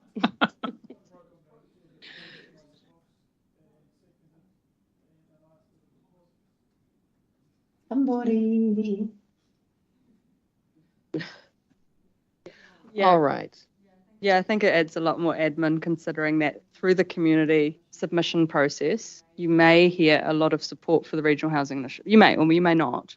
But if we did then try again, for example, you'd have to undo that other motion again and try again. I'm just saying it's and it does necessary. Not. It does not bind council from doing that. Yeah, in the I think they got a message from this. So, don't worry. Madam Chair, can I just clarify though? There's the assumption there that this will then be part of our consultation process. Just that the opportunity is always there for the community to comment on any part of our budget, right? I wasn't assuming that was a question or anything. Yeah, thanks. All right. For fun, we shall put the motion. We now have a motion that the Waikato Housing Initiative receive no funding from council. That's moved by Councillor Smith and seconded by Councillor Marr. All those in favor? I want a division, please, if you're going to go through this process. Absolutely. Division.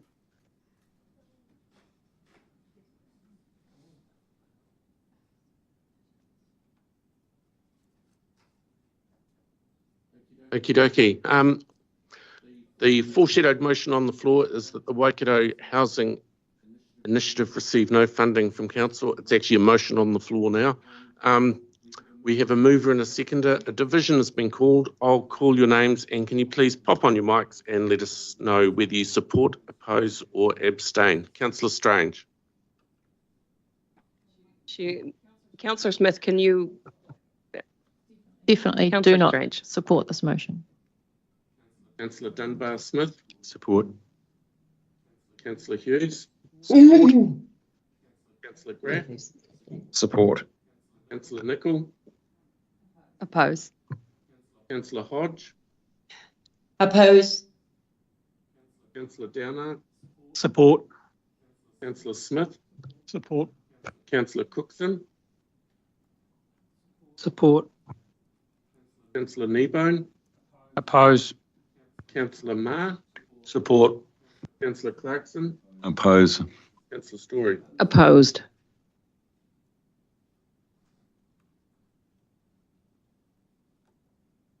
The motion is carried 7 votes to 7.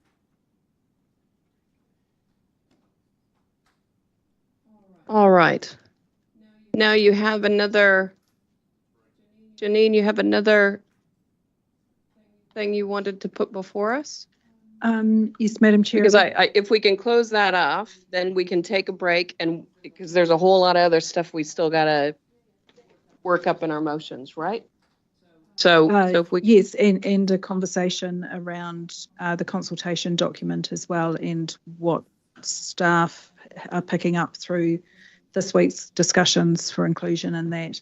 The other matter that I just wanted to revert back to was when we were talking about the financial strategy and the management of the investment fund and the return that was available from that. The assumption had been made, and is an assumption that's built into the budget, that the $1.9 million that's available in terms of distribution from the fund in 24-25 to be inflation adjusted thereafter is applied as a rate subsidy. That that funding there's been no alternative call on that funding for another purpose. So I guess I just want to have that clarified as a key assumption, and one that had, let's say, been left to lie on the table earlier through the council meeting. Sorry, just is there a slide that you had? Yep, I can pop the slide up. Just to draw our attention to exactly what we're discussing.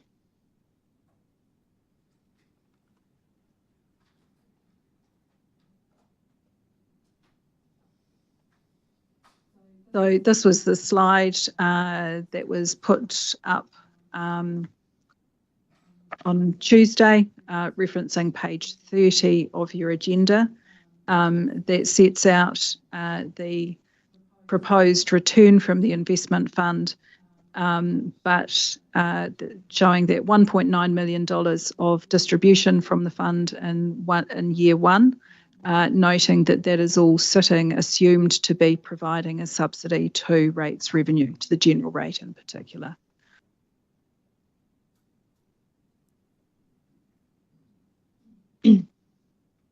All right. Sorry. Do I have are you wanting a motion on this, or I'm not sure what you're asking for us. I just want to confirm it. I think probably when we work through the other resolutions that we've still got on the table, I think it's covered off in there.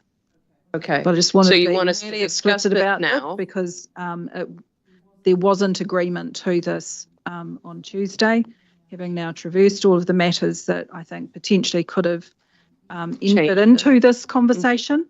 From my perspective, I don't believe that there is anything that changes this, but I just want that confirmed with council.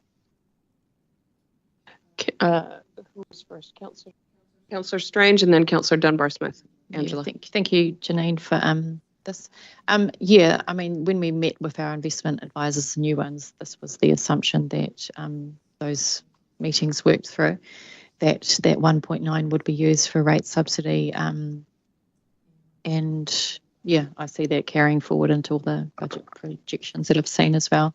So just on the rate subsidy, how is it communicated to our people that is what we do? So through the chair, we normally note that the returns from the investment fund are used to offset our rates revenue requirement. So that's stated in a bunch of our policies. So we can make sure that that is actually made clear. We will need to talk about some aspects of this through the consultation document anyway. We need to touch on the financial strategy, which sees the shift in the investment profile for the fund, and we can highlight through there how the returns from the fund are actually utilised by council. Yeah, thank you for that. I think that sits well with that generational equity that we talk about. Thank you. I'd like to support this too. I think it's a form of intergenerational equity of the fund that's been sitting there actually means the people who are paying rates now get a reduction in their rates, and otherwise we're looking at another 1.5%. Thank you. All right, so so we've given you our indication and feedback. Is now an appropriate time then to take a break so that we can get all the wordings right on things? Yes, I guess just the checking in as to whether there were any other matters within the group of activities that councillors wanted to cover off. So we need to do that, I guess, around, like I say, the consultation document and the content that's the tenor of that. and then we can wrap with, I guess, Dave keeping us honest around the resolutions that are still on the table that need to be considered by council. Okay, so are there any other issues in the groups of activities that haven't been discussed this morning that councillors would like to bring to the table? I've got Councillor Marr with a light and then Councillor Dunbar-Smith. Councillor Marr. Thank you, Madam Chair. Just a comment around new measure for all council meetings to be open unless required under Lagoima. Is that moving to workshops as well? The statement there. What statement are you just Page 65 in the slide display, but I don't think it relates to page 65 in our agenda. I think that is specifically relating to meetings. That wasn't intended wider than that, although there probably needs to be a discussion in the future about that, given some of the OAG findings recently. Just but the states performance that it's a measure new is about. Yeah. Oh, it's a measure, yes. Yes, it's a new one because it hasn't been there before. When that says all council meetings, it's talking about official meetings of council and the committees of council?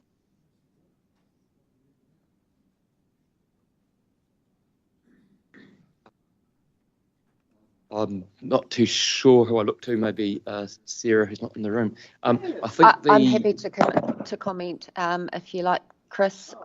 I'm listening in online. So just to provide some clarity, I wonder whether adding the word formal might clarify that we are talking about formal meetings of council and committees as opposed to informal meetings such as workshops. Would that be helpful? For clarity, thank you. Yeah, all formal meetings of council. I think the point is there's been a lot of public interest in it recently, and to be able to demonstrate some accountability and transparency, we'll be able to report on the fact that we are doing that.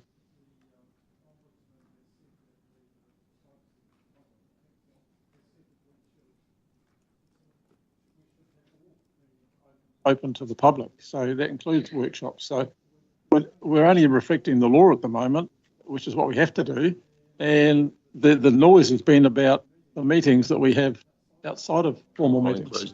I think that is a discussion that requires further discussion from this council. Thank you. That was just in the group of activities. And the other quick one I have on page 61, Janine, just around the governance, I see it goes up and down over the different years of the LTP, just an explanation, and it may be to do with this process. So yes, through the chair, there's a couple of cyclical activities that happen in that space, triennial elections and the costs that are associated with that, as well as these planning cycles. What we do is try to smooth the funding of those costs through reserves. So while the expenditure goes up and down, we sort of bank some money in the quieter in between years. So we're not. Thanks for that clarity. Thank you. Councillor Dunbar-Smith. Yeah, I just wonder if there's 2.4 million sitting in the RDF fund, do we have to make a decision about what we should do with that as part of this LTP?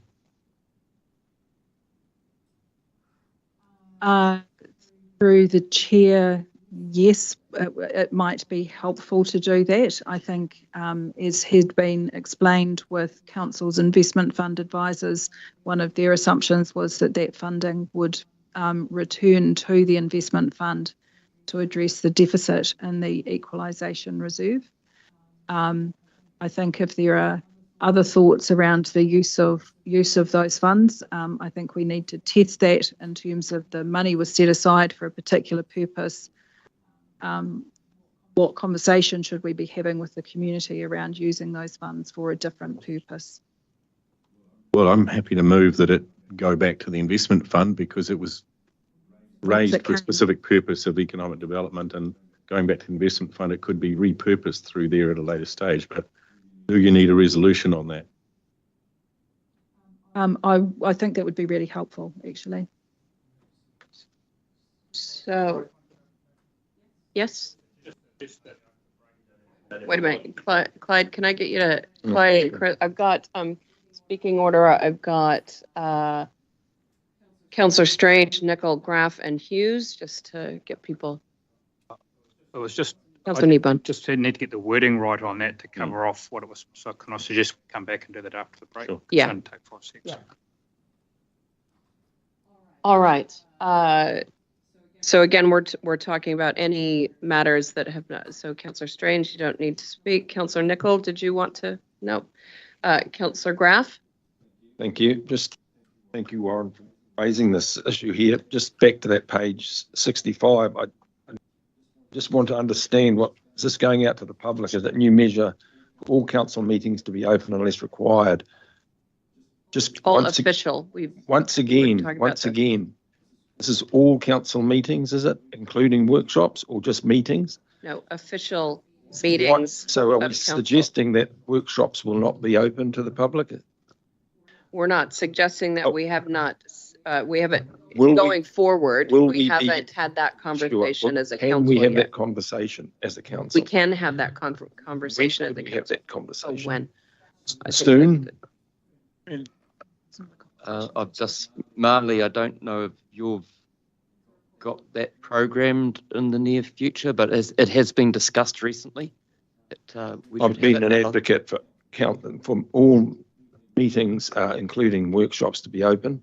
And I'd just like to see this opportunity just to be extended to workshops as well, if that's possible.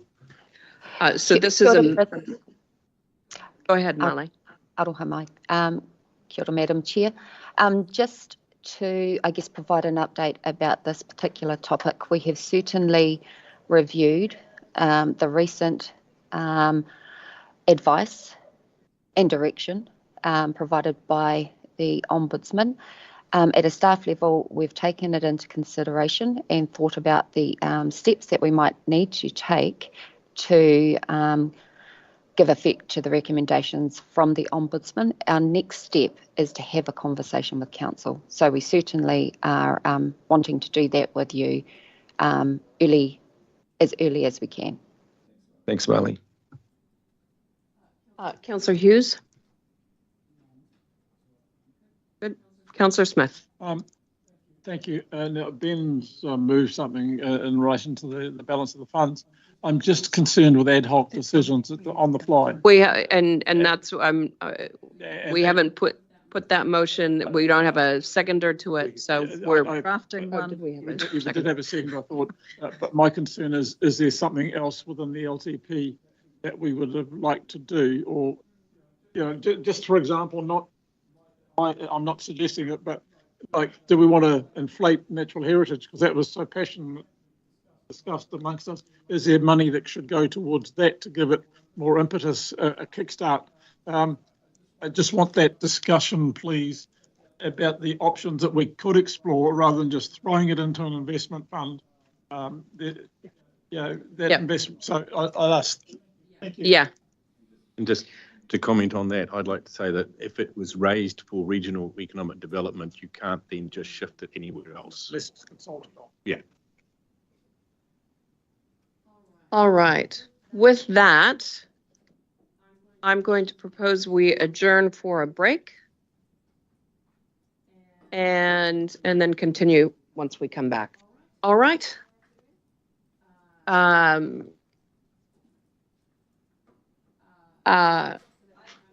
gonna give it 15, knowing that often the time has a grace of plus or plus. Meeting adjourned 11:20.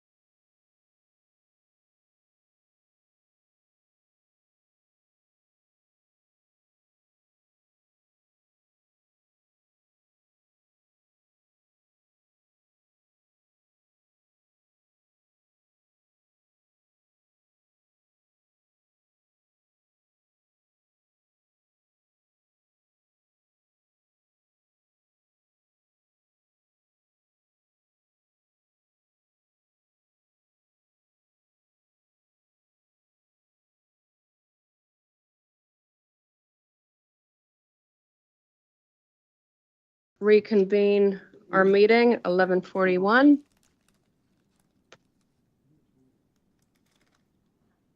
Okay, Janine, are you sharing your screen or is... Apologies. Are you just going to bring up that resolution in terms of Councillor Dunbar-Smith's point in terms of the use of the residual funds and the Regional Development Fund reserve?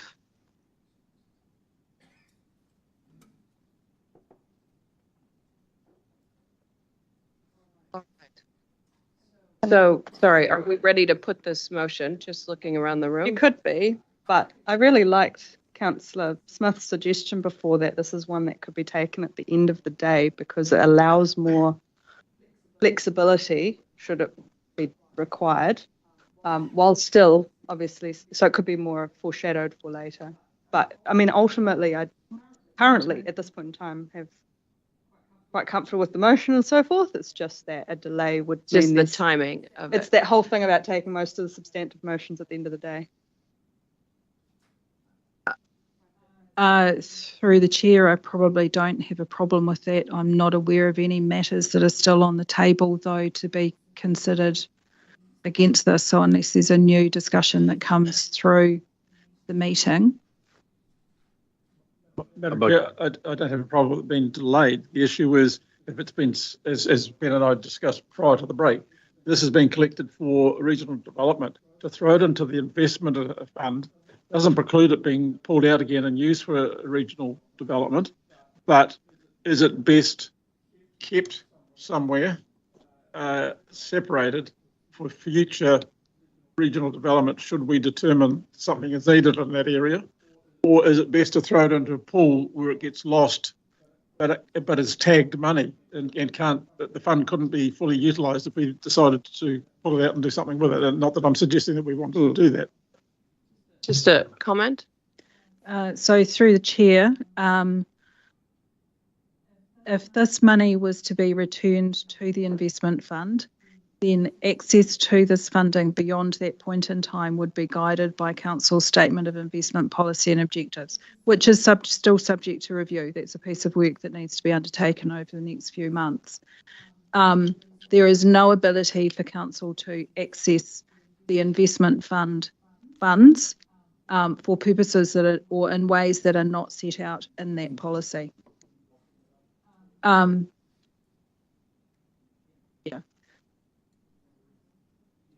No, I just wanted to say in terms of Councillor Nichols' suggestion that we delay this until we've gone through the rest of the business cases, I don't think it can be used for any other business case because it has been collected specifically for economic development, and really you can park it and leave it there as a stranded economic development asset, or you can put it to the investment fund, but I don't think you can divert it to natural heritage or anything else. Is that correct? That would be my interpretation as well. I think if you were to put it to a different intent, you would need to be consulting with the community on that.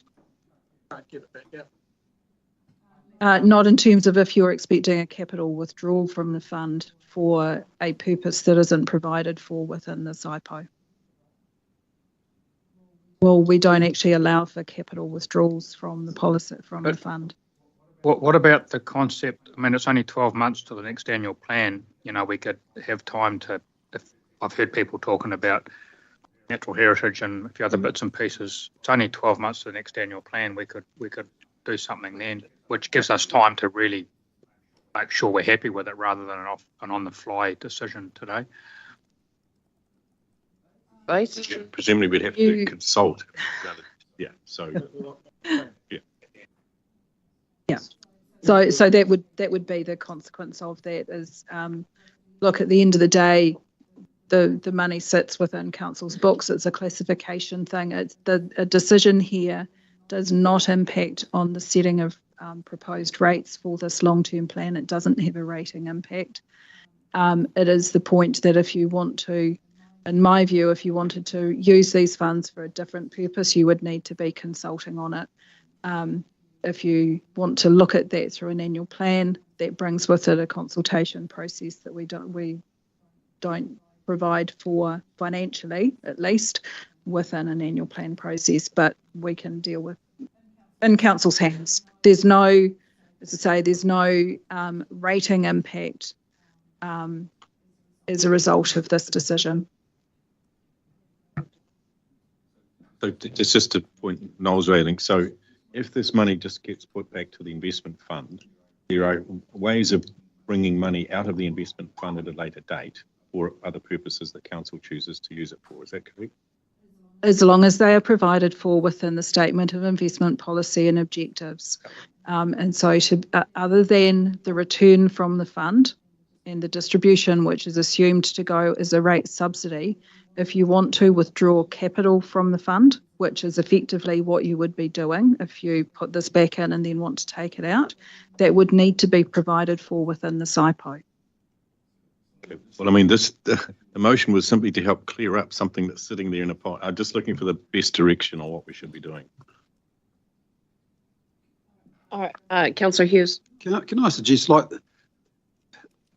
I'd like to see it go back into the investment fund as well, but we achieve the same means by having it sit in a bank account, earning interest, which will probably be about 5% or something, close to 5% at the moment. I don't, Janine can tell us.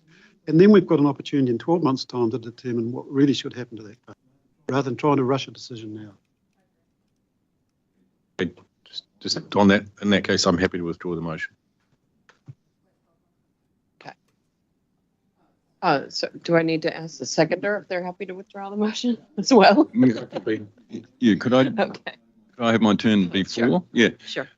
So yeah, that was what I was concerned about. I think because all along I've been talking about we were pausing the Regional Development Fund. We saw some initial work had been done on a revision of the terms of reference, and that's what I'm concerned about is the cessation, as opposed to some careful thinking about what we should be doing with it, whether we should be persisting with it in some way, whether we should be putting it back in the investment fund or whatever. But on the fly today, to me, is just, I'm not comfortable with that. Oh, so can I maybe clarify for that? The proposal that has been included in the business case before council and the basis on which the budget has been set is that the Regional Development Fund ends. So it is closed at the moment to new applications, and effectively what we would be doing is going out to the community and saying we're no longer providing a Regional Development Fund. Our support for regional economic development now looks a lot like the funding that we have for Te Waka, and it is limited to that. So all I think this was trying to do was to tidy up the fact that we had set funds aside for regional economic development, that if that fund is being terminated, there is no use for that moving forward. So how do we account for it? There has been no discussion through these of a reconsideration of have we got the Regional Development Fund right? Do we want to look at a different policy for it? The position has been that we will not be operating a Regional Development Fund moving forward. And so this is putting the fund, or what you're suggesting is that we then need to put the fund somewhere. We do, and if that's a decision that council wishes to hold off for 12 months, that's absolutely fine. It will sit in a reserve. We can look at, I think we need to undertake a review of the Statement of Investment Policy and Objectives for how the fund is managed, and whether council wants provisions within that to consider withdrawal of the capital for a purpose. Now, we need to do that in consultation with our strategic investment fund advisors and the implications of those changes in policy. Okay. That's a conversation that is yet to happen. Yes, Councillor Smith. Thank you. My concern is it's collected for a certain purpose through the rating mechanism. To throw it into the investment fund would then lock it up and not be able to be used for the specific purpose it was collected unless something was changed with the policy. So it's easier to hold it in that reserve within council, as Bruce has alluded to, for at least 12 months until we have a mature discussion about it, and the options can be considered until then. So I appreciate Ben has withdrawn the motion. Yeah, so for clarity, did we collect rates associated with this fund? We did not collect rates. This was money that was put aside from returns from the investment fund. Okay. Yeah. So just so everybody is clear, okay, this isn't like a targeted rate. No. So we can repurpose it then by the stroke of a motion. Can I be really clear? My perspective on this is that fund council had made previous decisions around reducing the rate subsidy that was provided from returns from the investment fund for the purposes of providing for regional economic development. That funding has been set there for that purpose. The decisions that have been made through the meeting to date around access to the residual funds have, in my view, been aligned with that purpose of regional economic development. I think if you start wanting to look at those funds for a different purpose, you need to consult with the community on what that new purpose is. It's my view, my opinion, All right. I guess, advice. We have withdrawn this and we have discussed this. I do have a speaking order of Cookson, Nicol, Hughes, Clarkson, and Dunbar-Smith. Just be very clear that there is something substantive that you are adding to this. So, Councillor Cookson. Sorry, Chris and Bruce, can I get you to hit your lights so we can get a red light? For now, I'd rather just leave it there, tell you the truth, and not actually disband in it, but don't use it unless it's something majorly significant comes up. And I'm just thinking of one right now, and I got the phone call for it. Then was the Blue Springs, but I'm not saying that we should invest in it, but I'm just saying I think we should just leave it alone. And if there's something substantially comes up in our community, then we should consider it at the time. But I just don't want us to get hung up on that we have talked about in these business cases, the cessation of the Regional Development Fund. So that's what we've talked about. I don't want us to confuse that decision with where these funds then sit.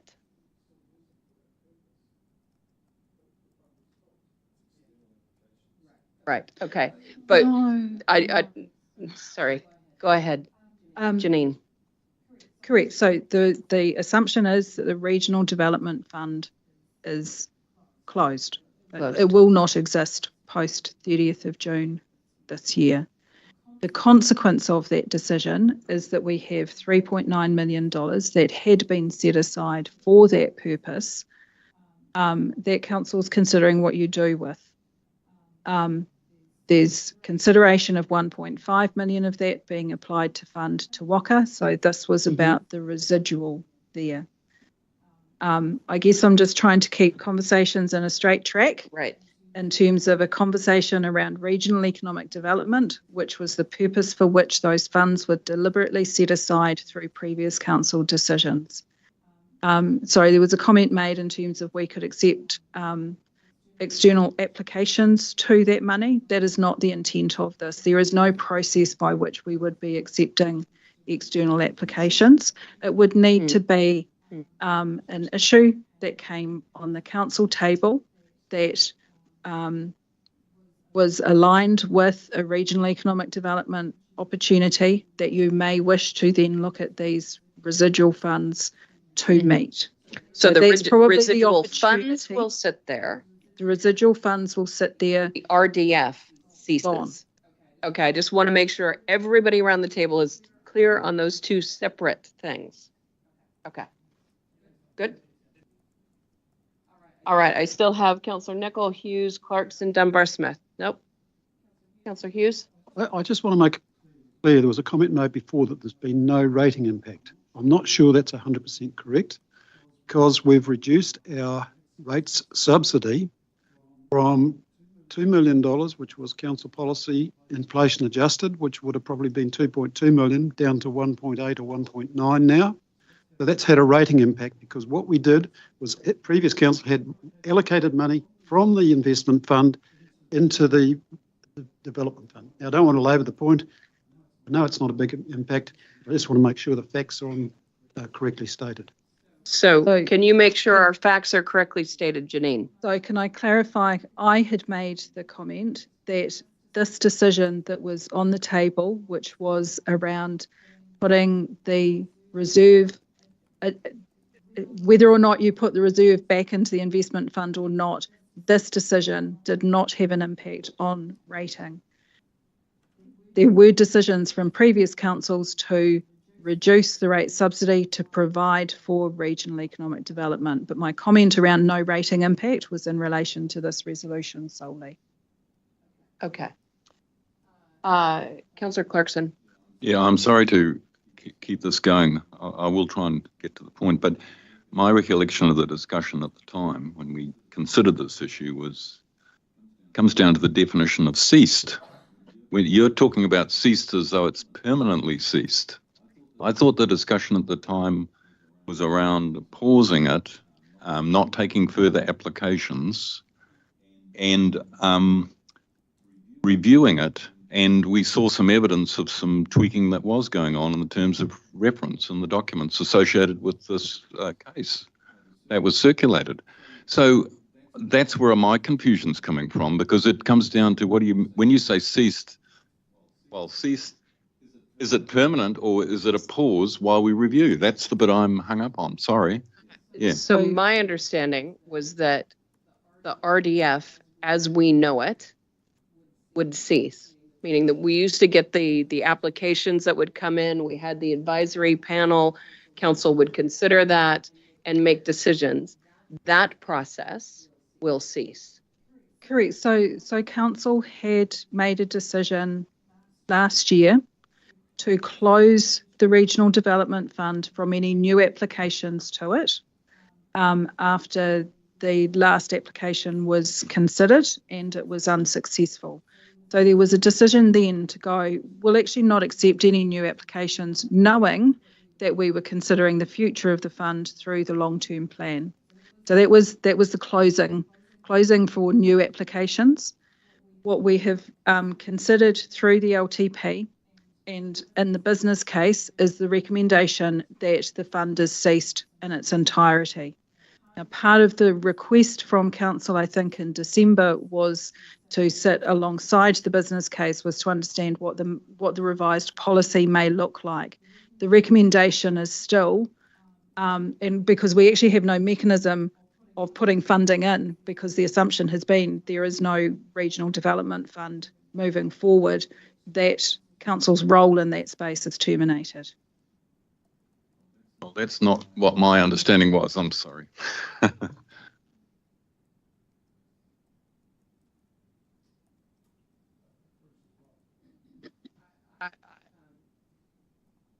That was my understanding, and it says because my understanding is that, yes, the RDF as we knew it would no longer go forward.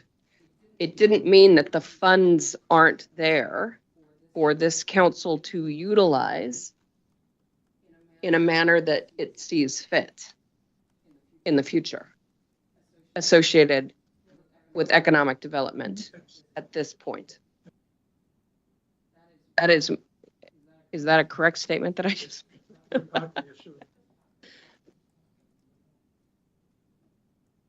If we park this, though, then decided in 12 months' time as part of the an annual planning process that we wanted to reconfigure the utilization of this fund, that would trigger a consultation process, which we have not provisioned for. So, Madam Chair, I suggest that we deal with that in the future if that happens. I think some of the other conversation that, and probably Councillor Mahuta in terms of the opportunity from a engagement with central government and opportunities that may present themselves through that around regional economic development opportunities. Holding the fund aside at the moment in a reserve potentially gives council something to utilise through those conversations. Okay. If that doesn't come to fruition, then we can revisit through the next annual plan or continue to hold a decision. It will give you some flexibility to consider what may evolve between those central government, regional government, national. All right. I am seeing some nods around the table that seems a comfortable place, but just testing that. I've got Councillor Dunbar-Smith. Yeah, it's just on page 54, which is our document in relation to the RDF and also the Waka. We don't mention the RDF at all. If you look at the executive summary of page 685, it talks about the disestablishment of the RDF would allow funding and staff time to be redirected, but there's no recommendation that we've got to actually disestablish the RDF. Sorry, can I clarify? So page 54, it's recommended that council retains a role in regional economic development. The second sentence says it is recommended that the Regional Development Fund is disestablished with the funds to be utilised for other strategic priorities outside of this business case. Yeah. So what we have discussed. Yeah. But we have to make a motion to that effect, do we? So through the chair, I don't believe so. Effectively, what you are doing at the end of this process, when we get to the final resolutions, is approving the budget with all of the assumptions that were in this report, plus the changes that council has approved on the way through to land at a budget position that you then approve. Obviously, as we've talked about, because you had previously consulted around the establishment of the Regional Development Fund, you should go and have a conversation back with the community about the fact that it is now being disestablished.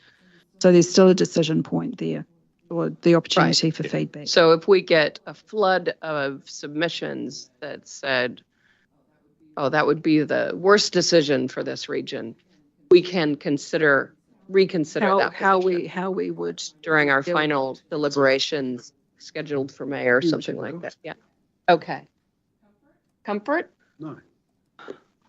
You can't spend what you don't have. We've been overspending. We were budgeting on spending 4%. We were getting income of 3%. At some stage, there is a day of reckoning. That day has arrived.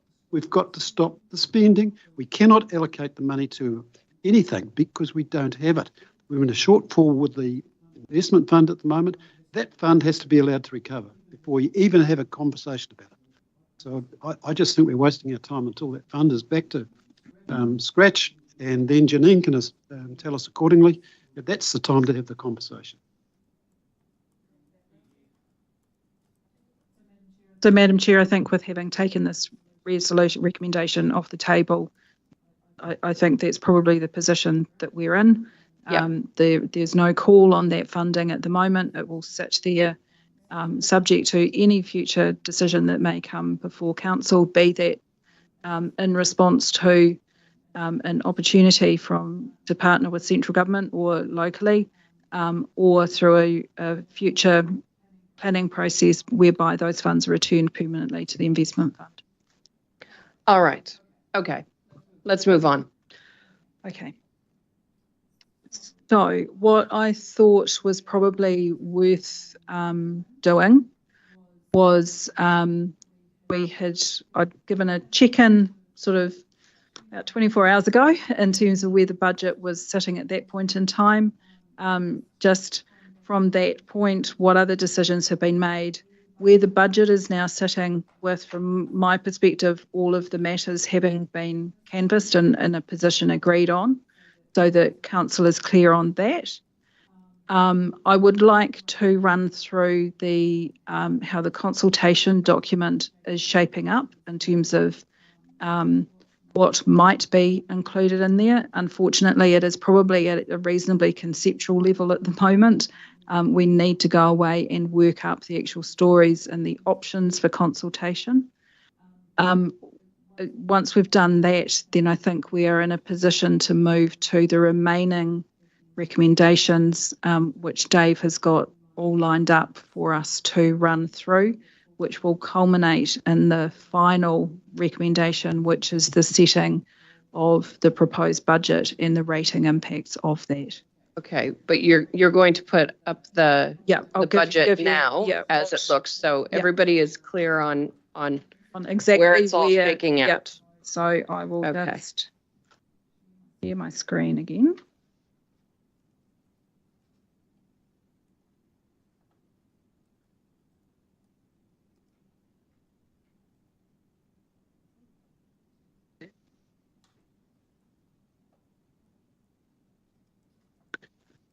Okay, so in this slide, I've just tried to capture some of the conversations from yesterday afternoon. So the position that you had previously considered was all of the business cases and the movements within those business cases. Yesterday afternoon, we had a look at a number of public transport areas. So the special events budget set at $100,000 per annum. You considered the public transport fares increases in the regional rating policies, so they were agreed and in line with the basis on which the budget had been before you. There were funding policy changes for the permitted activity monitoring and primary industry engagement. Confirmed cessation of the Regional Development Fund. Sorry, I thought I'd actually taken that one out. And funding for Te Waka reduced to $500,000 per annum for a period of 3 years, with that to be funded from the residual Regional Development Fund reserve. And we have removed the funding that had been included in the budget for the Waikato Housing Initiative. So with those final changes on board, this is the position in terms of the rating impacts. So the updated position at the bottom as compared to the opening position as per the staff report. So you can see there increases in rates revenue from current ratepayers across the first 3 years of 6%, 8% and 3%. You can also see with the addition of some of those costs, for example, the biodiversity, biosecurity business case and the natural hazards risk conversation of signalling additional resourcing into that area beyond year 3. Year 4 has gone from a negative into a moderate positive, and then we sort of bump around the zeros for the outer period of the plan.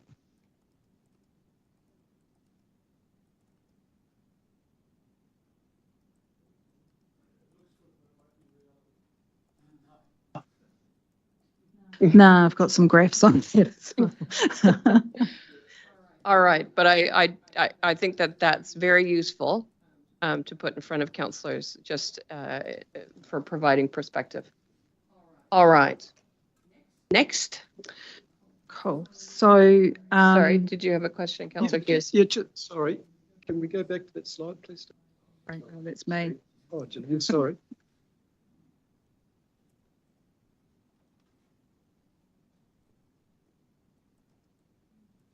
Then in 27-28, there's been a significant shift between property rates and targeted rates. Is that doesn't right to me? Sorry, no, it's well out into the future. So the trend changes quite significantly.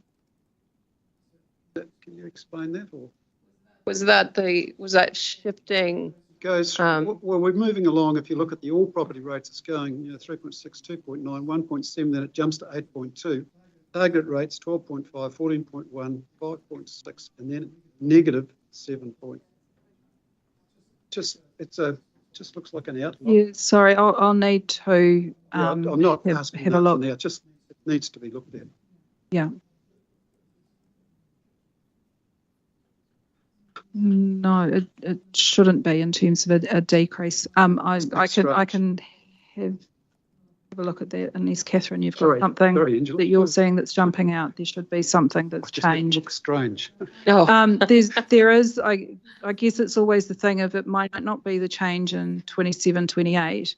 The movement is obviously contingent on the movement from the year before. So, we've reduced year 1, so year 2 looks a bit higher. Year 2's higher, so year 3 comes down a bit.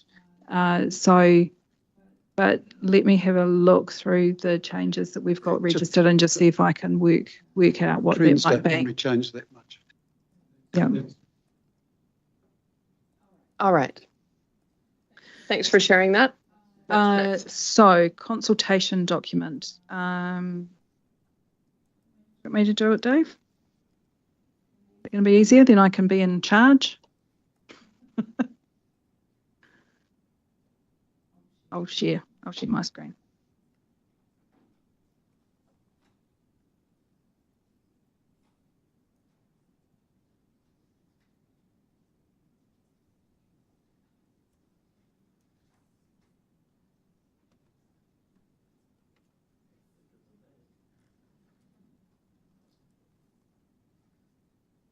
Okie dokie. So just a little bit of introduction around the consultation document. This is the mechanism by which we engage broadly with the community in terms of the matters that Council has considered. It needs to represent the key matters proposed through the LTP, so it doesn't need to reflect everything, but including objectives of proposals and the impacts on rates, debt and levels of service. So again, identify and explain the significant issues and choices that Council faces and the consequences of them. And ideally, in pretty plain English for people to be able to understand exactly what it does mean for them. As I've said on a number of occasions when we've talked about what we might want to consult on, we need to have genuine options. So we can't just go and ask open-ended questions of the community. We actually need to have options that we say option 1, 2 or 3 and cost out exactly what those different options mean to the people that are affected by them. This, in terms of what makes it in there, the Council's significance and engagement policy helps to guide that. Other stuff that we're required to have in terms of legislative compliance. So it will need to provide a summary of both the financial strategy and the infrastructure strategy. We will need to call out significant changes to how we fund the work that we do. And so some of those areas are obviously the permitted activity monitoring and primary industry engagement, our changes to fees and charges. So the one that I haven't got in there is probably our public transport fares increases as well, just to highlight that for the community. Really covered by the financial strategy, but the direction and scale of changes to Council's rates and debt levels, where we're seeing significant changes in levels of service, and a summary of impact of the proposed budget on a range of sample properties, so from a regional perspective and across a range of venues.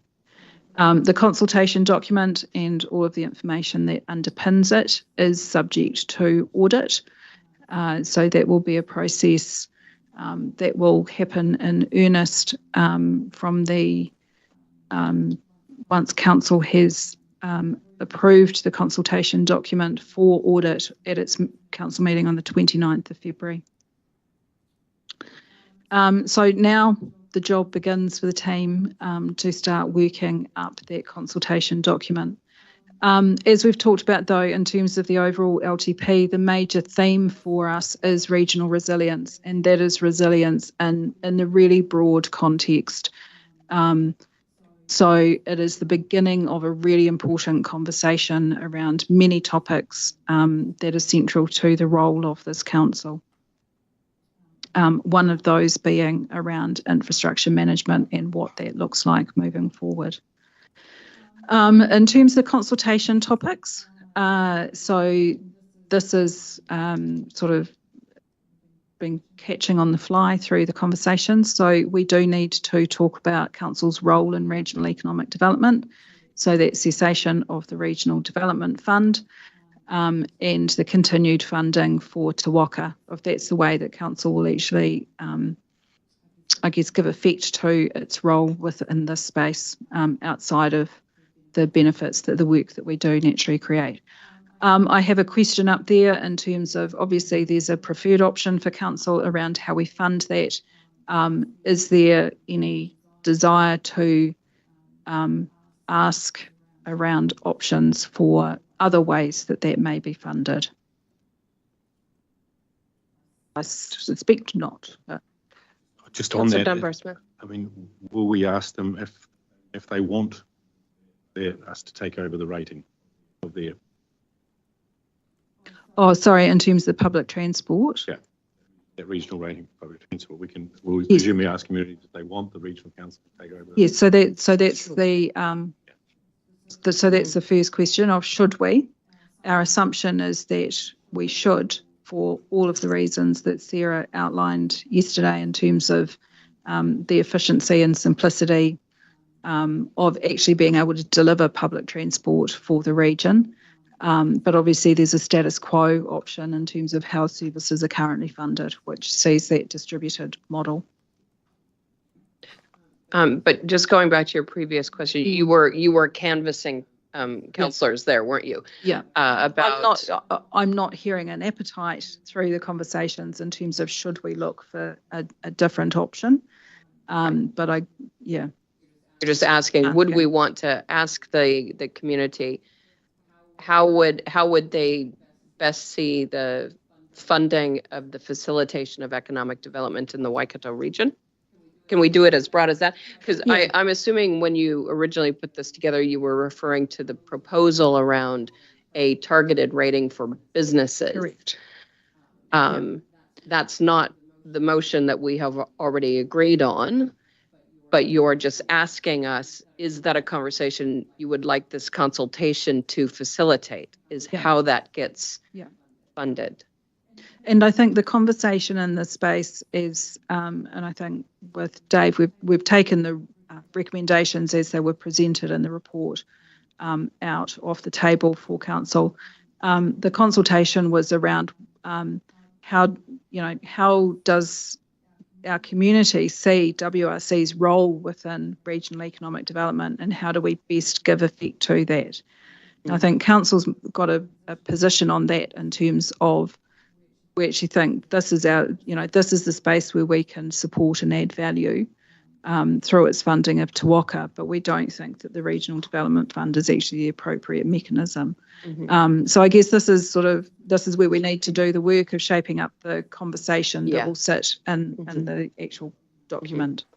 I would certainly support a broader contextual conversation around how economic development is funded in this region, and would love to hear from the community and businesses and other institutions how they would like to see that sitting and where regional council's role might be in that. But I guess I'm not wanting to see that question go to the specifics of shall we have targeted rates. So I don't know how that question that I'm interested in hearing a response to sits around the clear options and the clear budgets and that you referred to at the start of this discussion point. So and I think the one that probably does have a financial impact is the cessation of the Regional Development Fund, and if Council was to continue to do it, then there's a cost of that. And so Council's preferred position is obviously that we don't, but that needs to sit in the context of that broader conversation anyway. Okay, I'm going to let Janine go finish off this slide. If there was anything else on here, then we'll. So biodiversity and biosecurity. So what I've got up there is, I guess, an acknowledgement around council proposing to increase investment into this space, but that we've had to consider the pace at which we can make those additional investments, being mindful of the affordability of this for our community. What I have heard is some conversations around wanting to test the pace of that increased investment. For example, further increasing investment into the community-focused funding through the Natural Heritage Partnerships Program, recognising the significant benefits that we can generate for the region by working in that way.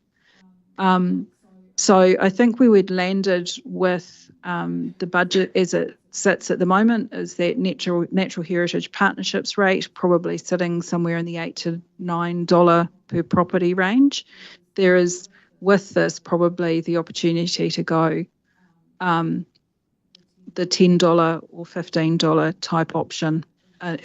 But I think around a specific objective in this sort of partnership space, acknowledging the leveraging. But really, council's view on that, if I haven't captured that conversation correctly. Anything else in your consultation topics? So I guess acknowledging there's consultation and then there's informing and communicating as well. So up the top, we've got this section in terms of other work we're prioritising to further regional resilience. So this is an opportunity to talk about those initiatives that we're proposing around whangamarino and Waikari, noting what we have provided for, but acknowledging the larger challenge in front of us in that space. Water security management, the regional spatial planning, coastal and marine, and the Tahuia rolling stock and service improvements, including the assumptions around funding. And sorry, Dave's got the version of the document that I've clarified this in. It's not in this one, but noting, and I think we need to be really explicit on this in terms of the assumption of a 75% funding assistance rate from Waka Kotahi. As well as the 90%. And the 90% for on the rolling stock. So just to make sure that that's really clear. Yeah. That's the position on which we are actually assuming that work would proceed. And obviously subject to successful completion of trials and all of those things. And then down the bottom is what we're not doing.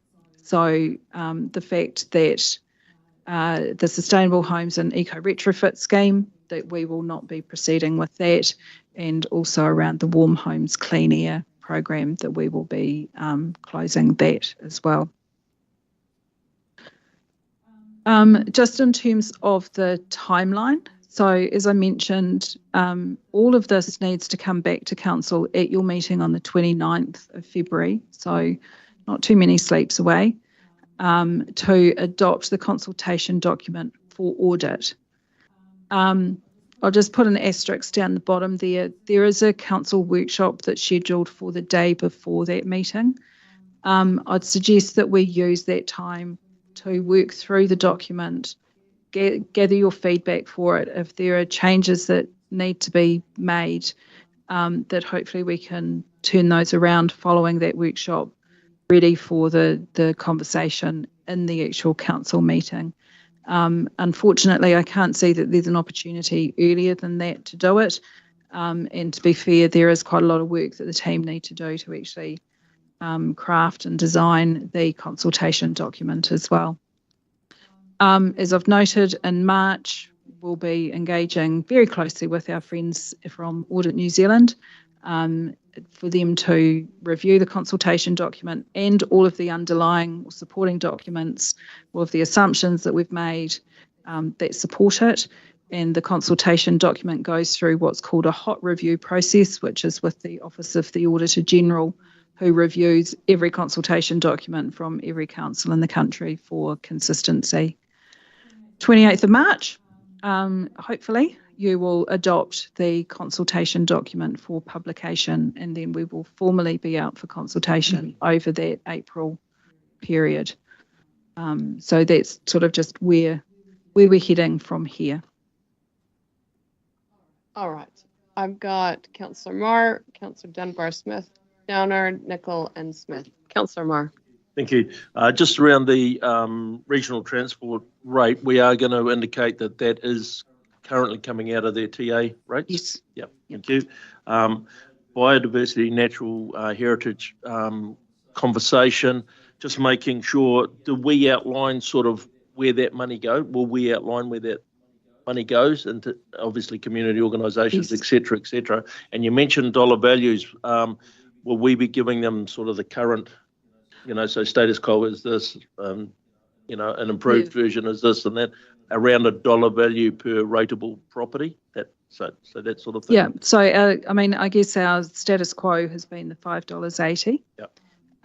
What council's proposing is where that lands in terms of the additional investment of the $8 to $9, and then there's probably another option. There's not much difference between that and say $15 per property.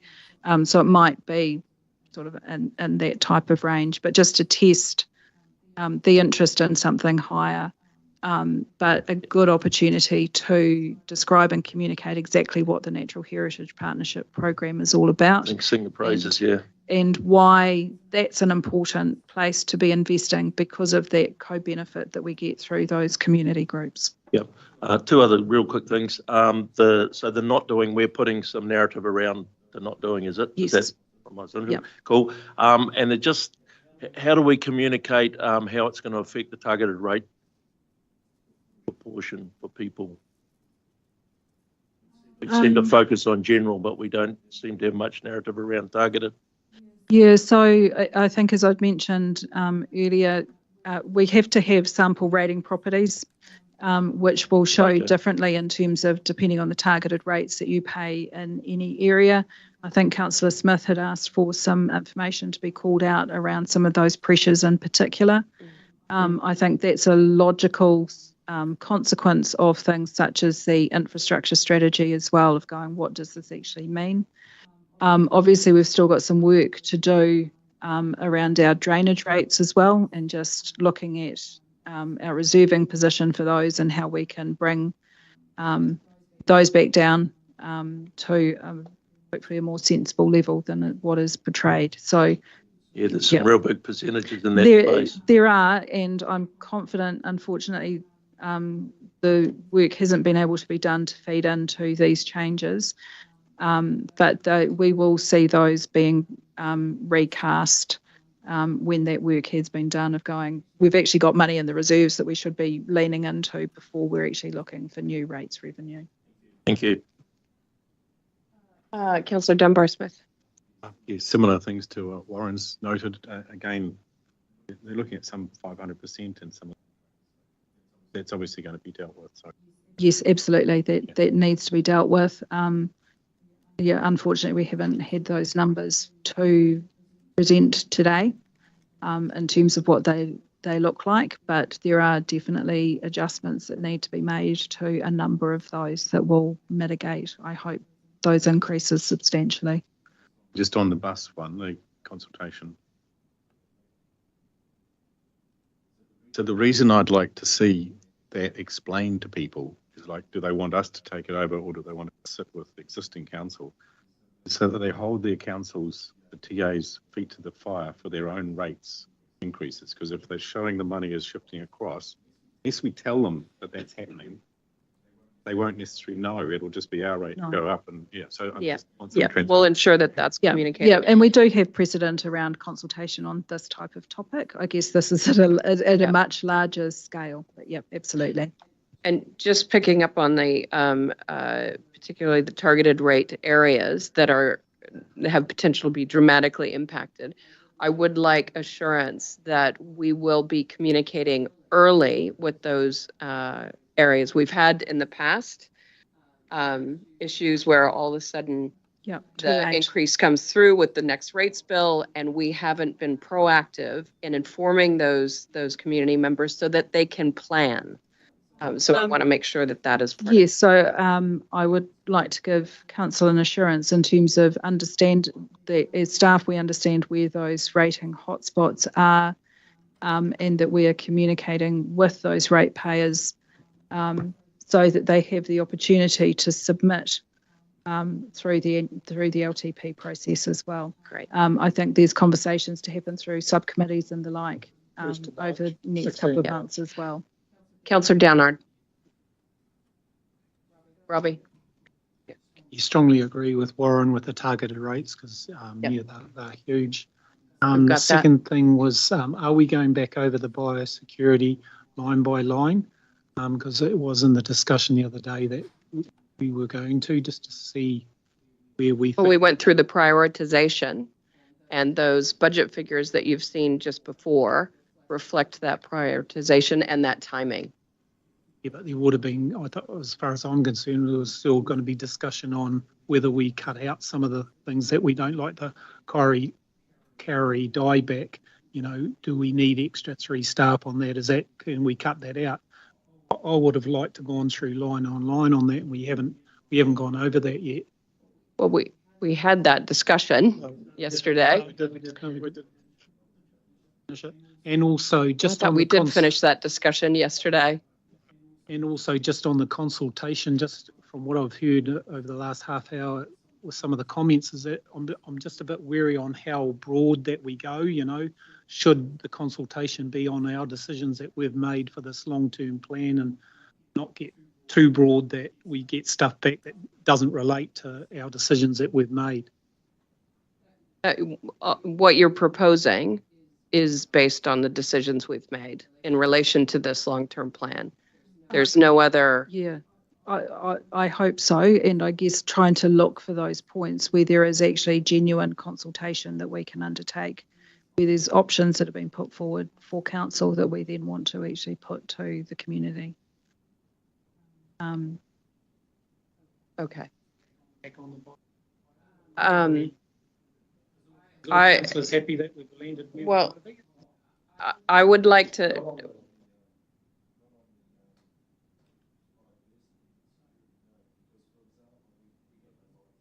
You don't have a mic. Hang on. No, just leave it with me for a second. I want to collect the commentary in relation to these consultation topics, so we can close that off, and then we'll consider the request around further detail into a particular business case. All right.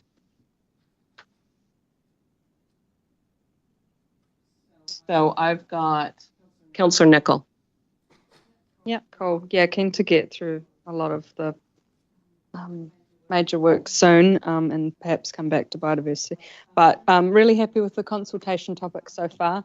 But I do have a question for Janine around the biodiversity one.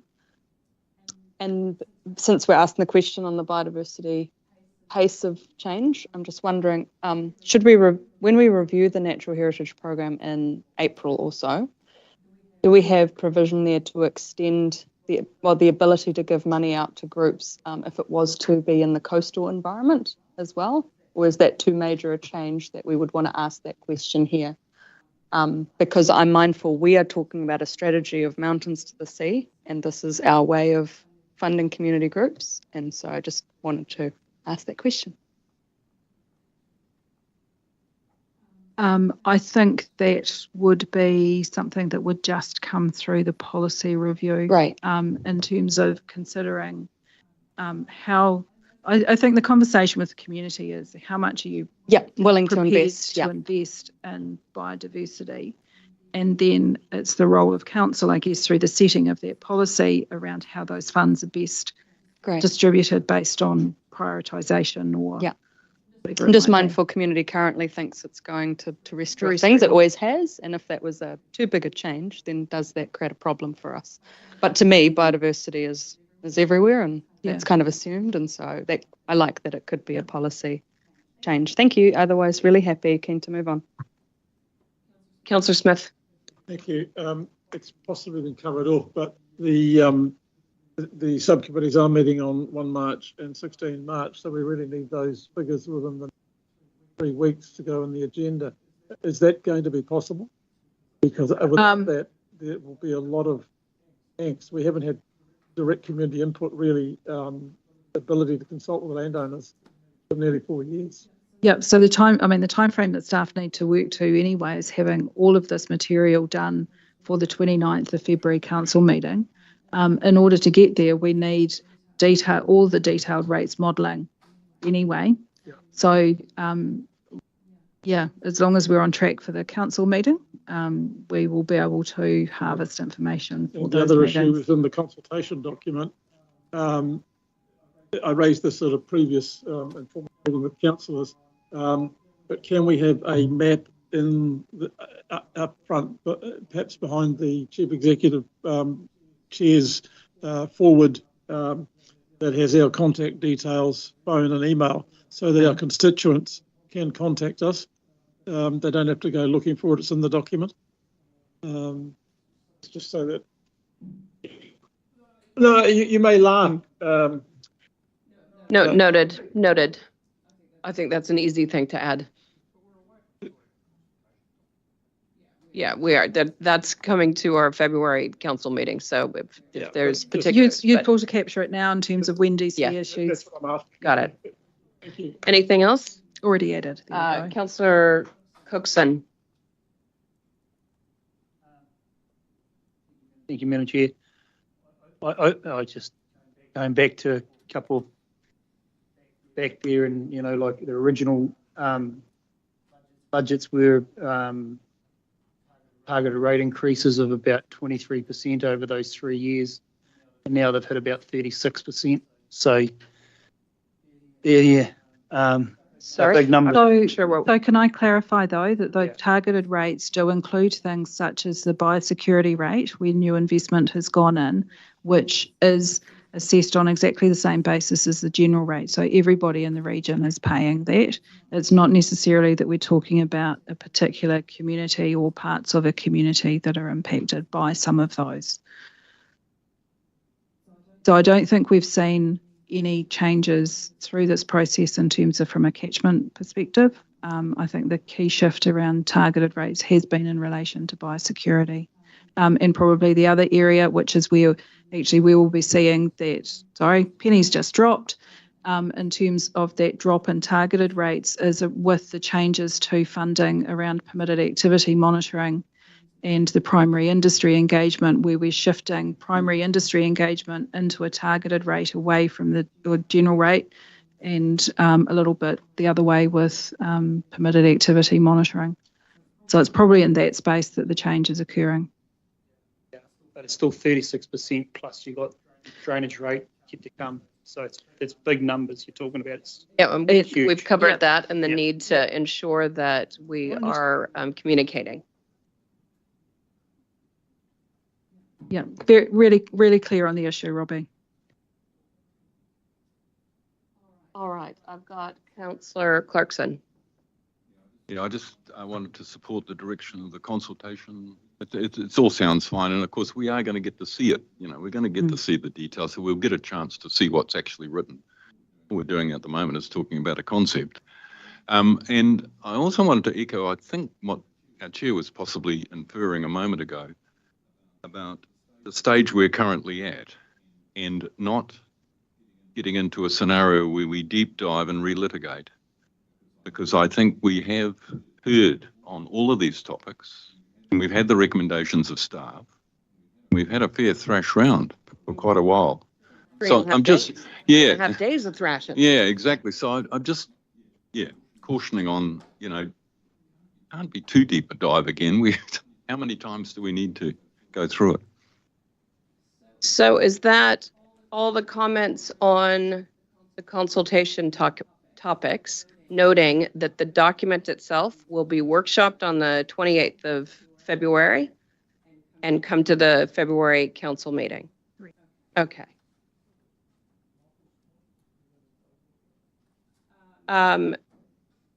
Would you like, this is about the going through the biodiversity, biosecurity budgets, prioritising. It was certainly the intent that we'd asked for staff when they put it up, that it was in a prioritised fashion, so that it could be discussed. My recollection was that it was the suggestion that it be put in the rephased. I've got the wording wrong, and I thought that's where it had landed, and hence that we'd progressed on that basis. There's an expectation that at the end of this we're going to be going back and looking at it. That hasn't been picked up, and I suppose that's your decision. Is there, I mean, my desire is that at the end of this, there is relative comfort that what we end on is reflective of the collective view of this council. Are there particular line items? Because there were a number of line items in that. Are there particular ones that councillors felt there was not an agreed position on? And by an agreed position, I don't necessarily mean an individual's position, but a majority view. Chair. No, Councillor Downard. Madam Chair, we didn't get a view of each line by line. The only one that I got was the Kerry dieback, which was an extra 3 staff over the one. So by view, you mean all the detail that's sat behind each line, or the what goes into more into operations, as in like ground, like we know that the forest, the Walding Pines, the money actually goes into, again, co-funding and stuff like that, and actually getting the job done. So, I'm a fan for that, but I didn't actually see the breakdown, because the councillors' feedback that I got in the room was that we may have given the wrong direction to the staff, and when they went from that basic to the better was, we were looking at more into the Heritage Fund because it was, co-funded and actually getting stuff done. We do realise that some of those projects are staff orientated, that need the staff to support the funding that goes into it.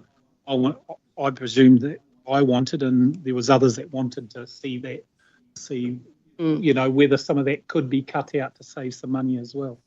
So, so my recollection of it was that, yes, we had some further discussions around that, but that where we landed is a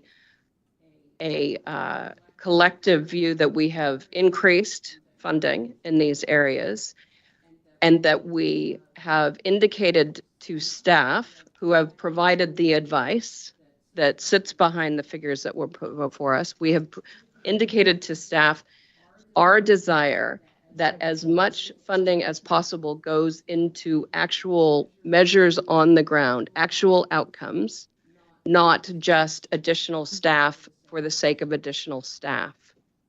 And that there was an agreement around this table, or majority support around this table, that staff had heard that message from this council and would act accordingly. That was my recollection of where we landed on that discussion. Is that, sorry?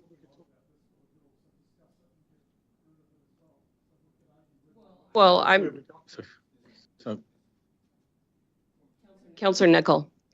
Can I just make the suggestion that one of us will move the rephased option that is a package? If someone else would like to move an amendment to say, yep, happy with the rephased option, but take out the Kauri dieback, then that amendment might pass, and then that is what ends up happening. You're also welcome to raise an amendment to say, I just want the basic option, not the rephased or better anything. And then we do that through that process. But if you're not sure at this point in time whether it's just the Kauri dieback or more, then I would just concur that we kind of got to that place yesterday that Pamela mentioned. But I'm just keen to kind of keep us moving so we're not here till 3 p.m, so. Agree. So I just want to give staff these packages rather than the diving into the detail too much. But because yes, we can continue to talk about what our individual recollections are of where we got to yesterday. I guess I'm looking for those who are asking for the deep dive again, are there particular lines in that where you feel you need a greater degree of clarity to feel comfortable with where we are landing on this? Councillor Graf. Thank you. I think I'm out of turn, but thank you. Yes, I think it's important that we get to what Mike was referring to. So which line? I'm asking what lines? Yeah, well, we haven't got a copy of the document to refer to, but and I thought too that we were. Shall we get that up? Shall we get that up? Because just quickly, in regard to importance, so Kauri is important, but it's already there's a factor there, and to cut those 3 FTEs out, that's a big impact on the budget. So those are the sorts of things we do want to look at, rather than just put a motion. If we can just, it won't take long to whip through that. Bruce has certainly got some ideas on it, and then we can just agree to take it on. So I don't want a situation where we're going through every single line. That's right. So for me, the biggest for me, because I've never asked for much through my term here, is terrestrial biodiversity monitoring, keeping an eye on what's happening out there with not with possums and rats, but with the actual thing we're trying to protect, the species we're trying to protect. Keep an eye on them. That's very important, and it's been that was noted yesterday. Underfactored for so long now. So that's, I think, a big one. And then, of course, the kauri. It's a pathogen problem. There's research being done into it. I believe it's been going on for 10 years. This issue. Well, it's obviously taken longer than that. But anyway, that's just what I'd like to say there. Other people may have a few little. So what alternative are you proposing on that one? Yeah. Get rid of the kauri dieback line. We've already got. So no additional resources into kauri dieback. That's what I'm saying. Just yes. On that matter, yesterday I think Councillor Ma did ask around what the kauri dieback was involved. And understood it was about trying to protect the remaining kauri, and it was an education program. I think I recall that, Councillor Ma, that you asked around that, and that there were 3 FTEs that would be involved in that going forward. So there was discussion around that yesterday. Greg, have you got more information that can inform the kauri dieback numbers?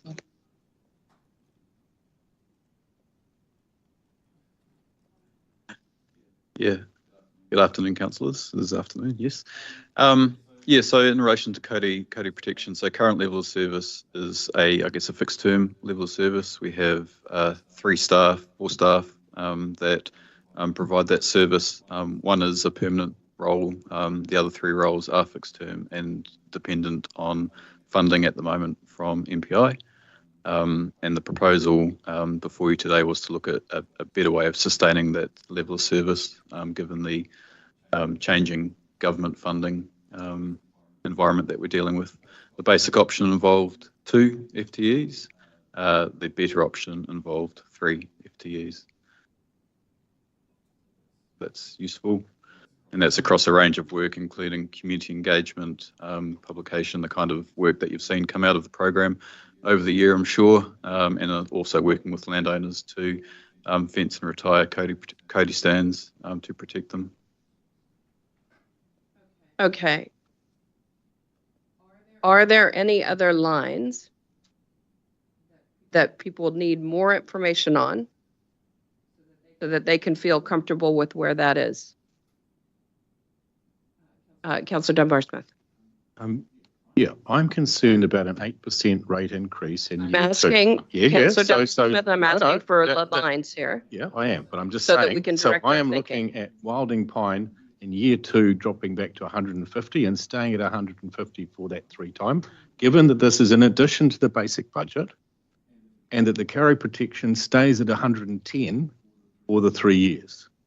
Given that, and the basic and the current investment is already an FTE, and that in the basic option, 2 FTEs are going to be funded from a biosecurity reserve. So there's also funding ready for 3 staff in the basic option.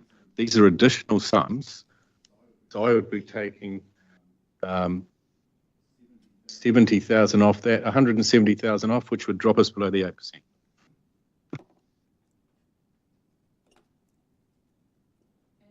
Any other line?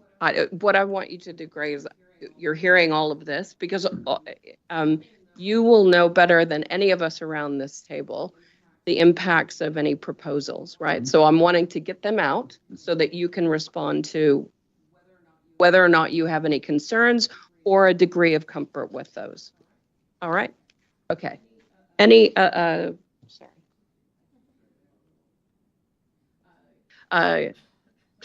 So I have Councillor Graff again. Is that, yes? I've got Councillor Graff, Kneebone, Clarkson, and Smith. Graff. Wait a minute, I need a red light over there. I need a red light for, can you? Oh, sorry. Thanks.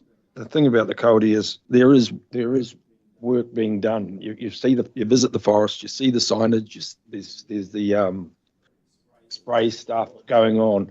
There's 3 more FTEs. There's not really, I can't see the benefit of that much extra work. If I could provide clarity to councillors, so this particular line item is about sustaining the current level of service. So we have a current level of service based on four FTEs. 3 of those are only able to be funded through the funding we get from MPI at the moment, which is coming to an end. So this funding, we're able to sustain these roles for a little bit longer through our reserves. But beyond that, this particular line item is about sustaining the existing level of service that you see, particularly on the Coromandel.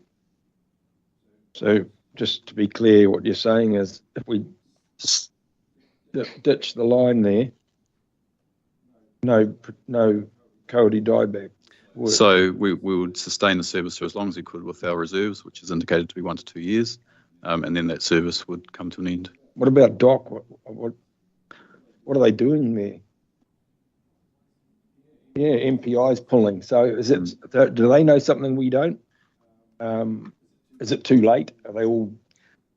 I really would have liked to have had all of these questions come out when we were addressing this. Yeah, I understand, but we just didn't. Yeah, we didn't. Were. Yeah, we spent. We've had this stuff for over a week. 750 pages. Come on. If you don't like it, vote against it. If you do, vote it for it. Come on, we've got to go.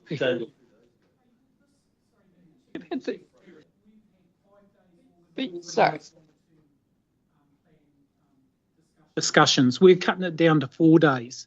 I can't see why there should be a rush. We're talking about ratepayers' money. No, I'm not saying I'm rushing this. I'm saying I would have liked to have had this discussion when we were focusing on this particular business case. Yeah.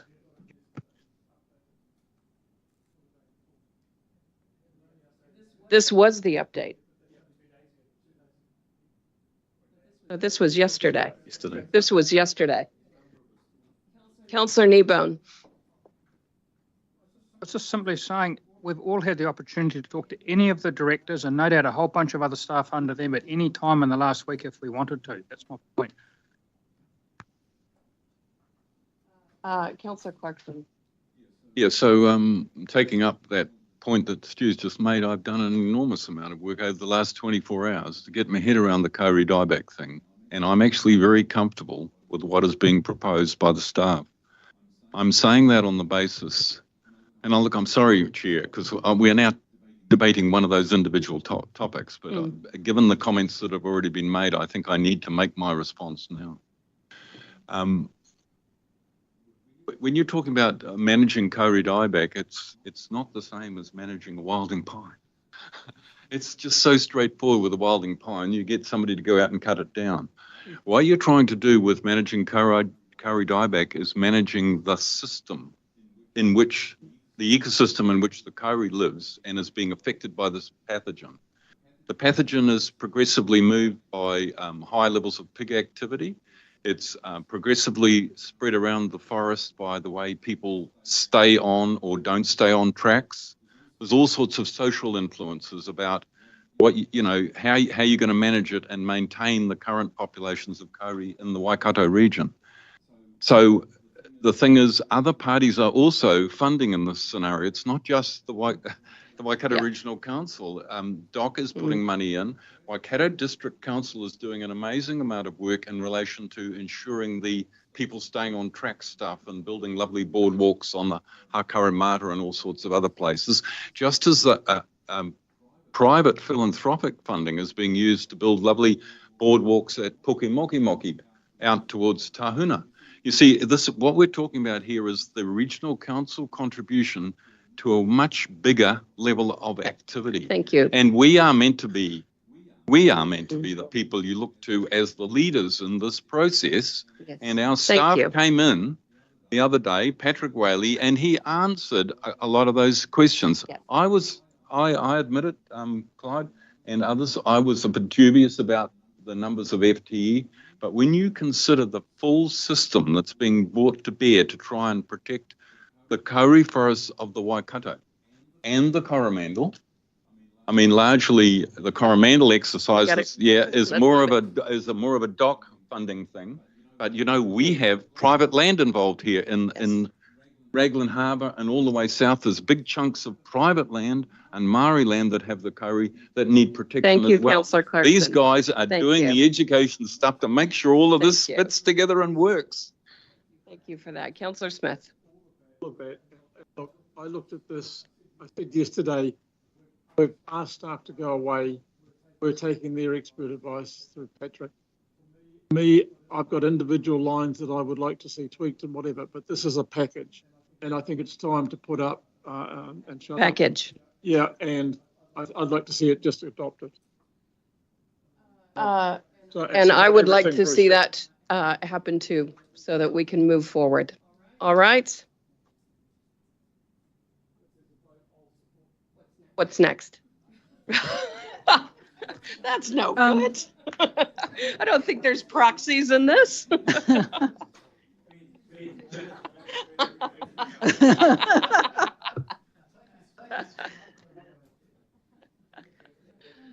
So, Madam Chair, that was all, I guess, in terms of the material that we have. It's probably Dave has got the remaining resolutions from that we haven't yet addressed, that we're part of the report. So assuming there's no other matters, we are probably at the place of being able to bring those back. So I'll stop sharing my screen. And then Dave can hopefully work his magic and bring all of those up.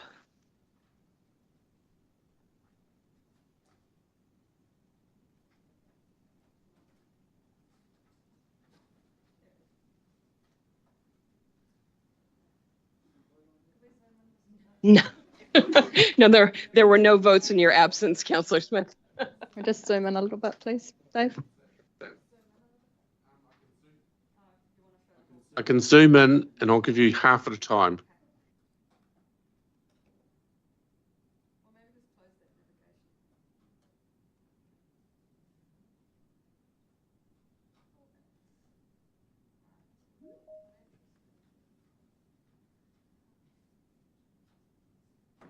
You want to read this, or can everybody read it, or shall we have Dave read it out loud? I'm happy to move it, Madam Chair.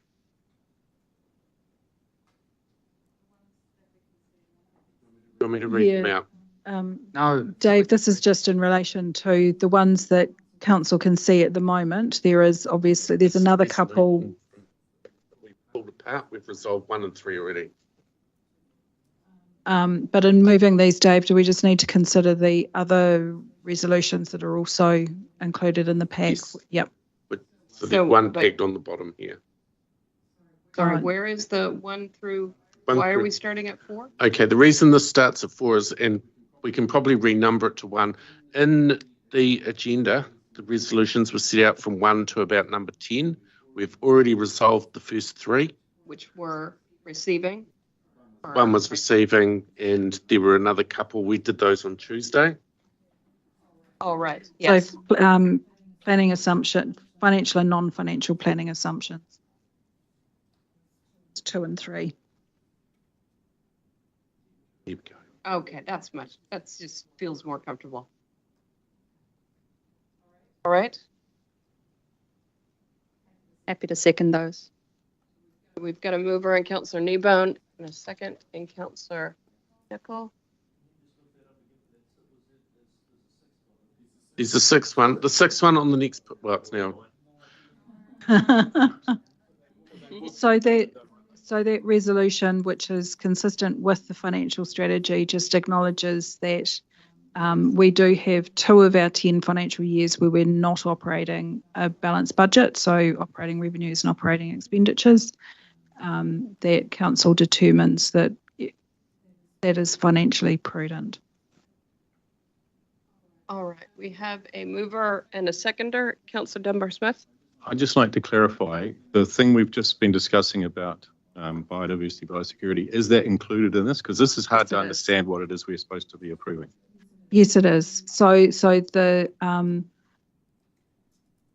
rephased better case, which was what was presented by staff yesterday, has been incorporated into those budget impacts that I showed earlier. And so we have another resolution once we get through these in terms of those setting of the rates revenue, which is inclusive of that whole case. So at what point would we make a vote on that? So through the chair, council has not been voting on individual business cases. What you are doing is approving the package and the total budget, which there are the resolutions at the end of these that will be setting the rates revenue requirements and the impact on ratepayers, which is effectively the approval of the whole, all of the decisions, all of your considerations over the last week. I'd like to move an amendment that specifically relates to the group of activities relating to the biodiversity, biosecurity, so we can have a view on that. So we've got, you can vote against this if you want. But you're voting down everything. The whole thing is up in one. We're not being given individual options. Being mindful, it's only what's going out for consultation, and I assume that in the June meeting we will go through the business cases more line by line rather than as a package. I'm just wondering for Councillor Dunbar-Smith about how can a councillor, an individual councillor, either indicate their support or otherwise of. There are, in terms of basically the setting of the rates revenue, which is the consequence of all of the decisions that have been made. That's it, been done. Through you, Madam Chair, I think that Councillor Dunbar-Smith is asking if he doesn't want to agree to the whole package, but wants to have a debate about something in it. Does he have to move an amendment to be able to do that? Is that what you're asking, or does he just vote for or against the whole package?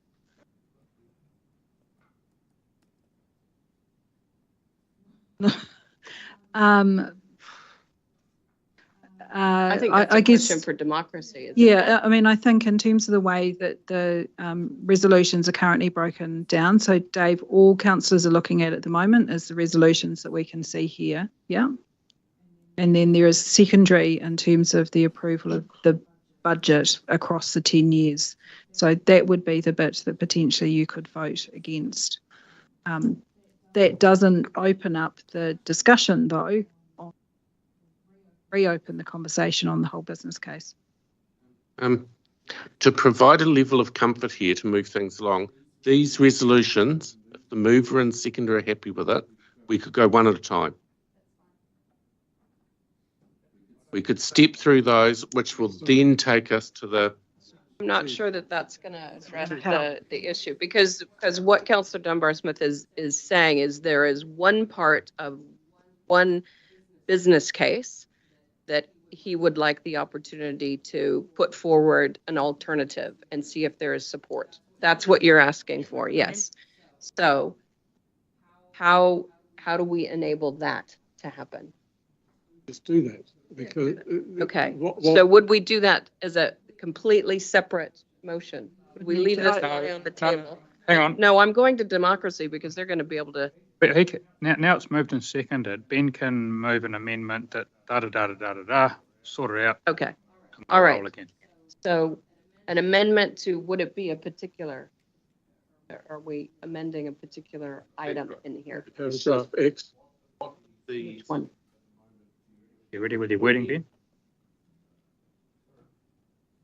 So I wish to amend the one in relation to the biodiversity biosecurity, that the Kauri dieback maintains 110,000 a year for 3 years additional, and that wilding pine remains at 150,000 a year for the 3 years. It doesn't increase.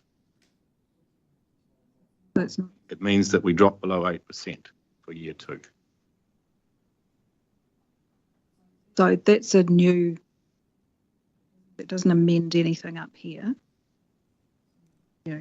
So where, just to, so we can satisfy the testing, where are we putting this? I don't, you got it?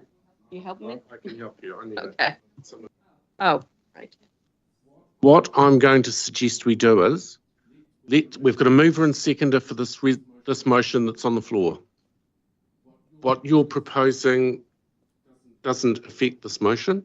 Let's clear this motion out of the way. And one way or the other. It doesn't affect this? No.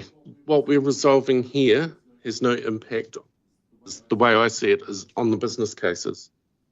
This is outside of that. I would agree with that. These are subsets of it. So these are matters that need to be approved anyway. So I think, as Dave's saying, we could clear all of this. The bit that Councillor Dunbar-Smith is indicating would have an impact on the next set of recommendations, which is around the rates revenue requirement and the impact on ratepayers as a consequence of that. So we need something to insert in the middle. All right. Are you comfortable with that? Awesome. Yes, exactly. I don't want any confusion. Point of clarity, we please. We want to make sure that Councillor Dunbar-Smith's amendment can be put forward, and the moving of this motion is not going to prevent that from happening in the future. I don't.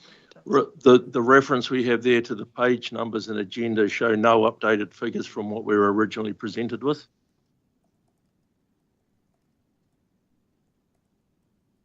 If I go through those pages, I look at a business case, I have Te Waka still sitting at 750,000. So that is what we started the week with. Okay, we need to get this clear. So I'm going to adjourn the meeting, and we're going to make sure that this gets, we get some clarity on this, and so that we can address the councillors' concerns. No, I would like us to see this out, please. All right, so we're going to adjourn for 5 minutes. It's 1:09. We'll come back at 1:15.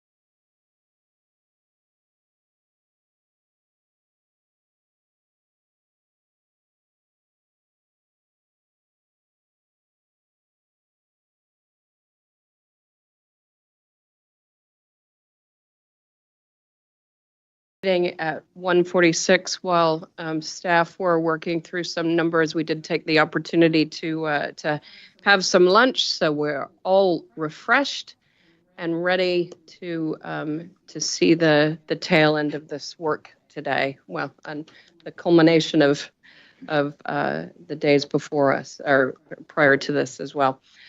All right, so when we broke, we were discussing some potential revisiting of business cases. Just wanted to go to you, Councillor Dunbar-Smith, to see how you would like to proceed in that.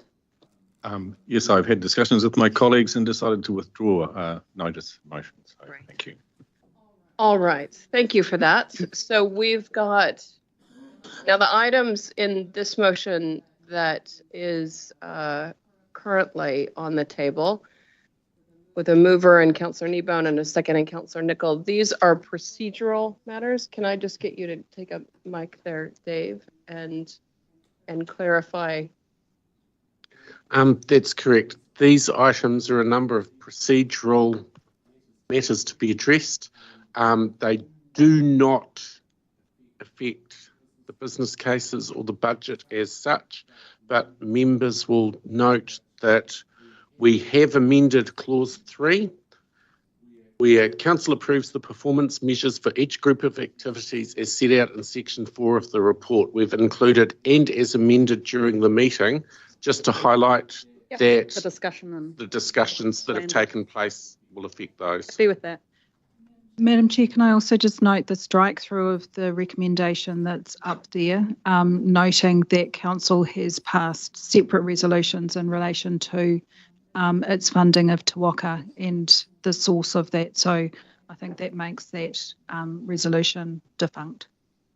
Right, happy with that too. All right, and is this the complete motion that's on the screen? Yes.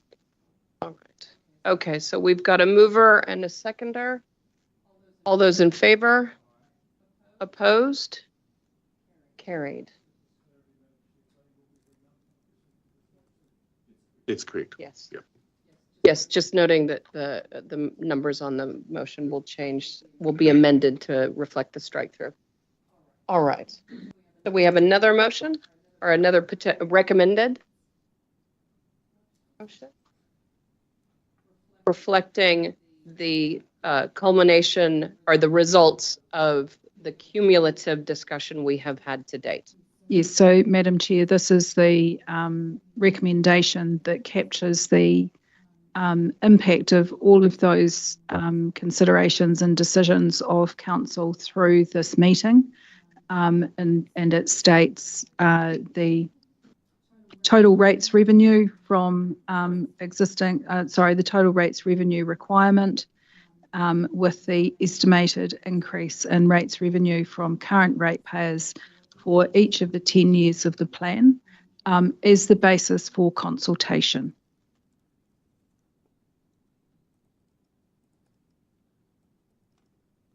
Madam Chair, can I just clarify, so there will be no further discussion on any of the business cases that have been brought before us in the last 2 days? No. All right. Do I have a mover in this motion? Gonna have to trust Janine on the maths, but big call. But doing that, I understand that that's happy to move. We've got a mover, Councillor Nicol, secondary and Councillor Strange.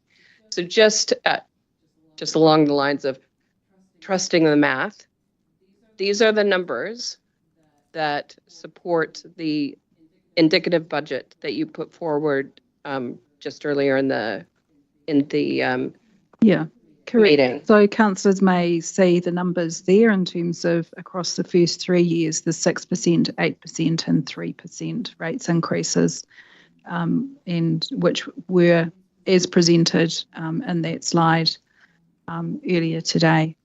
The rates revenue figures I guess what the magic spreadsheet is kicking out in terms of all of the changes that we've made and the modelled impact of that, sort of getting us to these positions.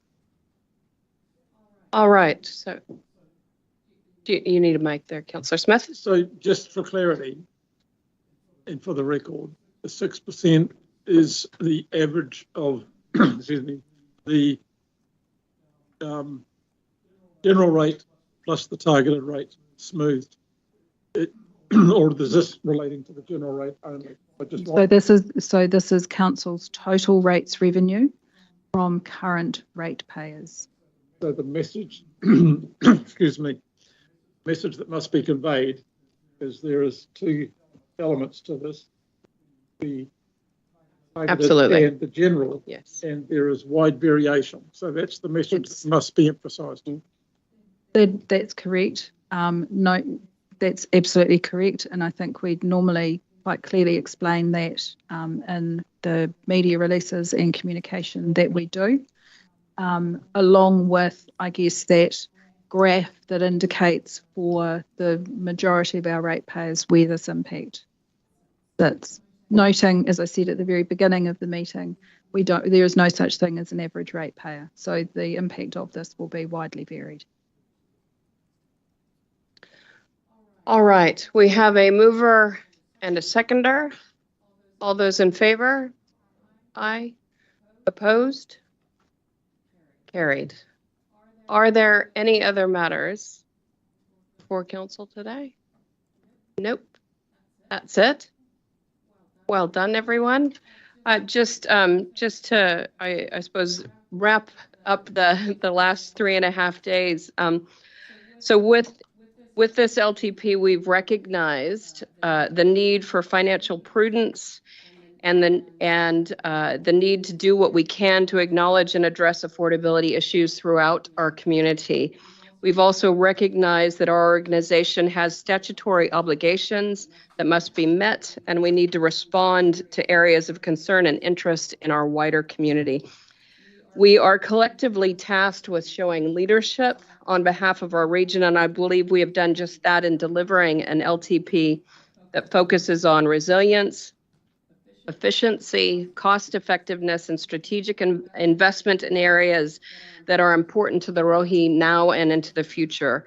We have recognized the need for enhanced investment in biodiversity and biosecurity, protecting and preserving the taonga species and locations in our region on behalf of all of Aotearoa, be that in our terrestrial, freshwater, or coastal marine areas. We also recognize that one of the most effective ways to do that is in partnership with other organizations and groups committed to undertaking this work alongside us. We have recognized the importance of investment in science to provide an evidence-based foundation for our policy development and to underpin our advice to those who live, work, and play in our region. We have also recognized that ensuring well-planned and effective public transport in all of its forms is a vital component of how we facilitate access for people throughout our region as well as interregionally. We are planning for the future for our ever-growing population, the climate resilience of our communities, and the productive capacity of our economy. And we are not shying away from the hard conversations, such as how we provide for cost-effective and affordable infrastructure. There are many people to thank in this room and outside of this room throughout this organization for helping us to get to where we are today. And I really would like to acknowledge Haven Walsh and Jane Apperley and the corporate planning team, as well as Catherine Valender. Have I said your last name right? Valender, and the financial planning and reporting team, as well as the tireless democracy services team. Thank you very much for helping us stay on track, helping us provide an avenue for our ratepayers to have access to our decision-making process. I also would like to acknowledge the authors of the business cases: Ed Brown, Mike Scarsbrook, Thomas Wilding, Michael Townsend, Patrick Lynch, Blair Keenan, Lisa Armstrong, Rick Lifting, Sarah Loynes, Phil King, Trudy Knight, Miffy Foley, Connie Chittick, Justin Wyatt, Hayden Jones, Allison Wheatley Wilson, and Melly Ahipeni Noting. that those are the authors, and behind them sit an extensive team that helps ensure that the information that is put in front of council and councillors and our community is fulsome and accurate and allows us to facilitate a solid decision-making process. So thank you very much to all of you and all of your teams. Can I also acknowledge the executive team that I know has worked for months and months and months to get us to this point. I appreciate your tireless endeavors and your support that you offer to us, and also how you make yourselves available when we have specific questions or areas we'd like to explore in greater detail. So thank you very much. And finally, thank you to the councillors. Thank you for your attendance at all of the workshops, your engagement over months in the information and the dialogue and the discussion that has allowed us to reach this this conclusion here today. So thank you for your time, your energy, your focus, and your commitment to continuing to represent your communities and this region to the best of your ability. Well done. Well done. Thank you, everybody. And with that, we will close with a karakia. Were you going to start playing me out with some orchestra music, were you? No, thank you, Madam Chair, and thank you, councillors. I do appreciate that. It's a lot to get your head around, and this is kind of the summary of a whole lot of other stuff that you've had along the way. So I do appreciate how much is involved and the way you've been able to get your head around it and understand it. Just before I close, I'll just wish you a happy weekend and a great Waitangi Day next week. Ona hea mai te uru tapanui, kia wātea, kia mama, te nākau, te tinana, te heninaro, e te ara takatu, koe rā e rongo, te kāria, aki ke runga, kia tina, omiei, huiei, taiki. All right, we'll declare the meeting closed at 1:58 p.m. Thank you, everyone.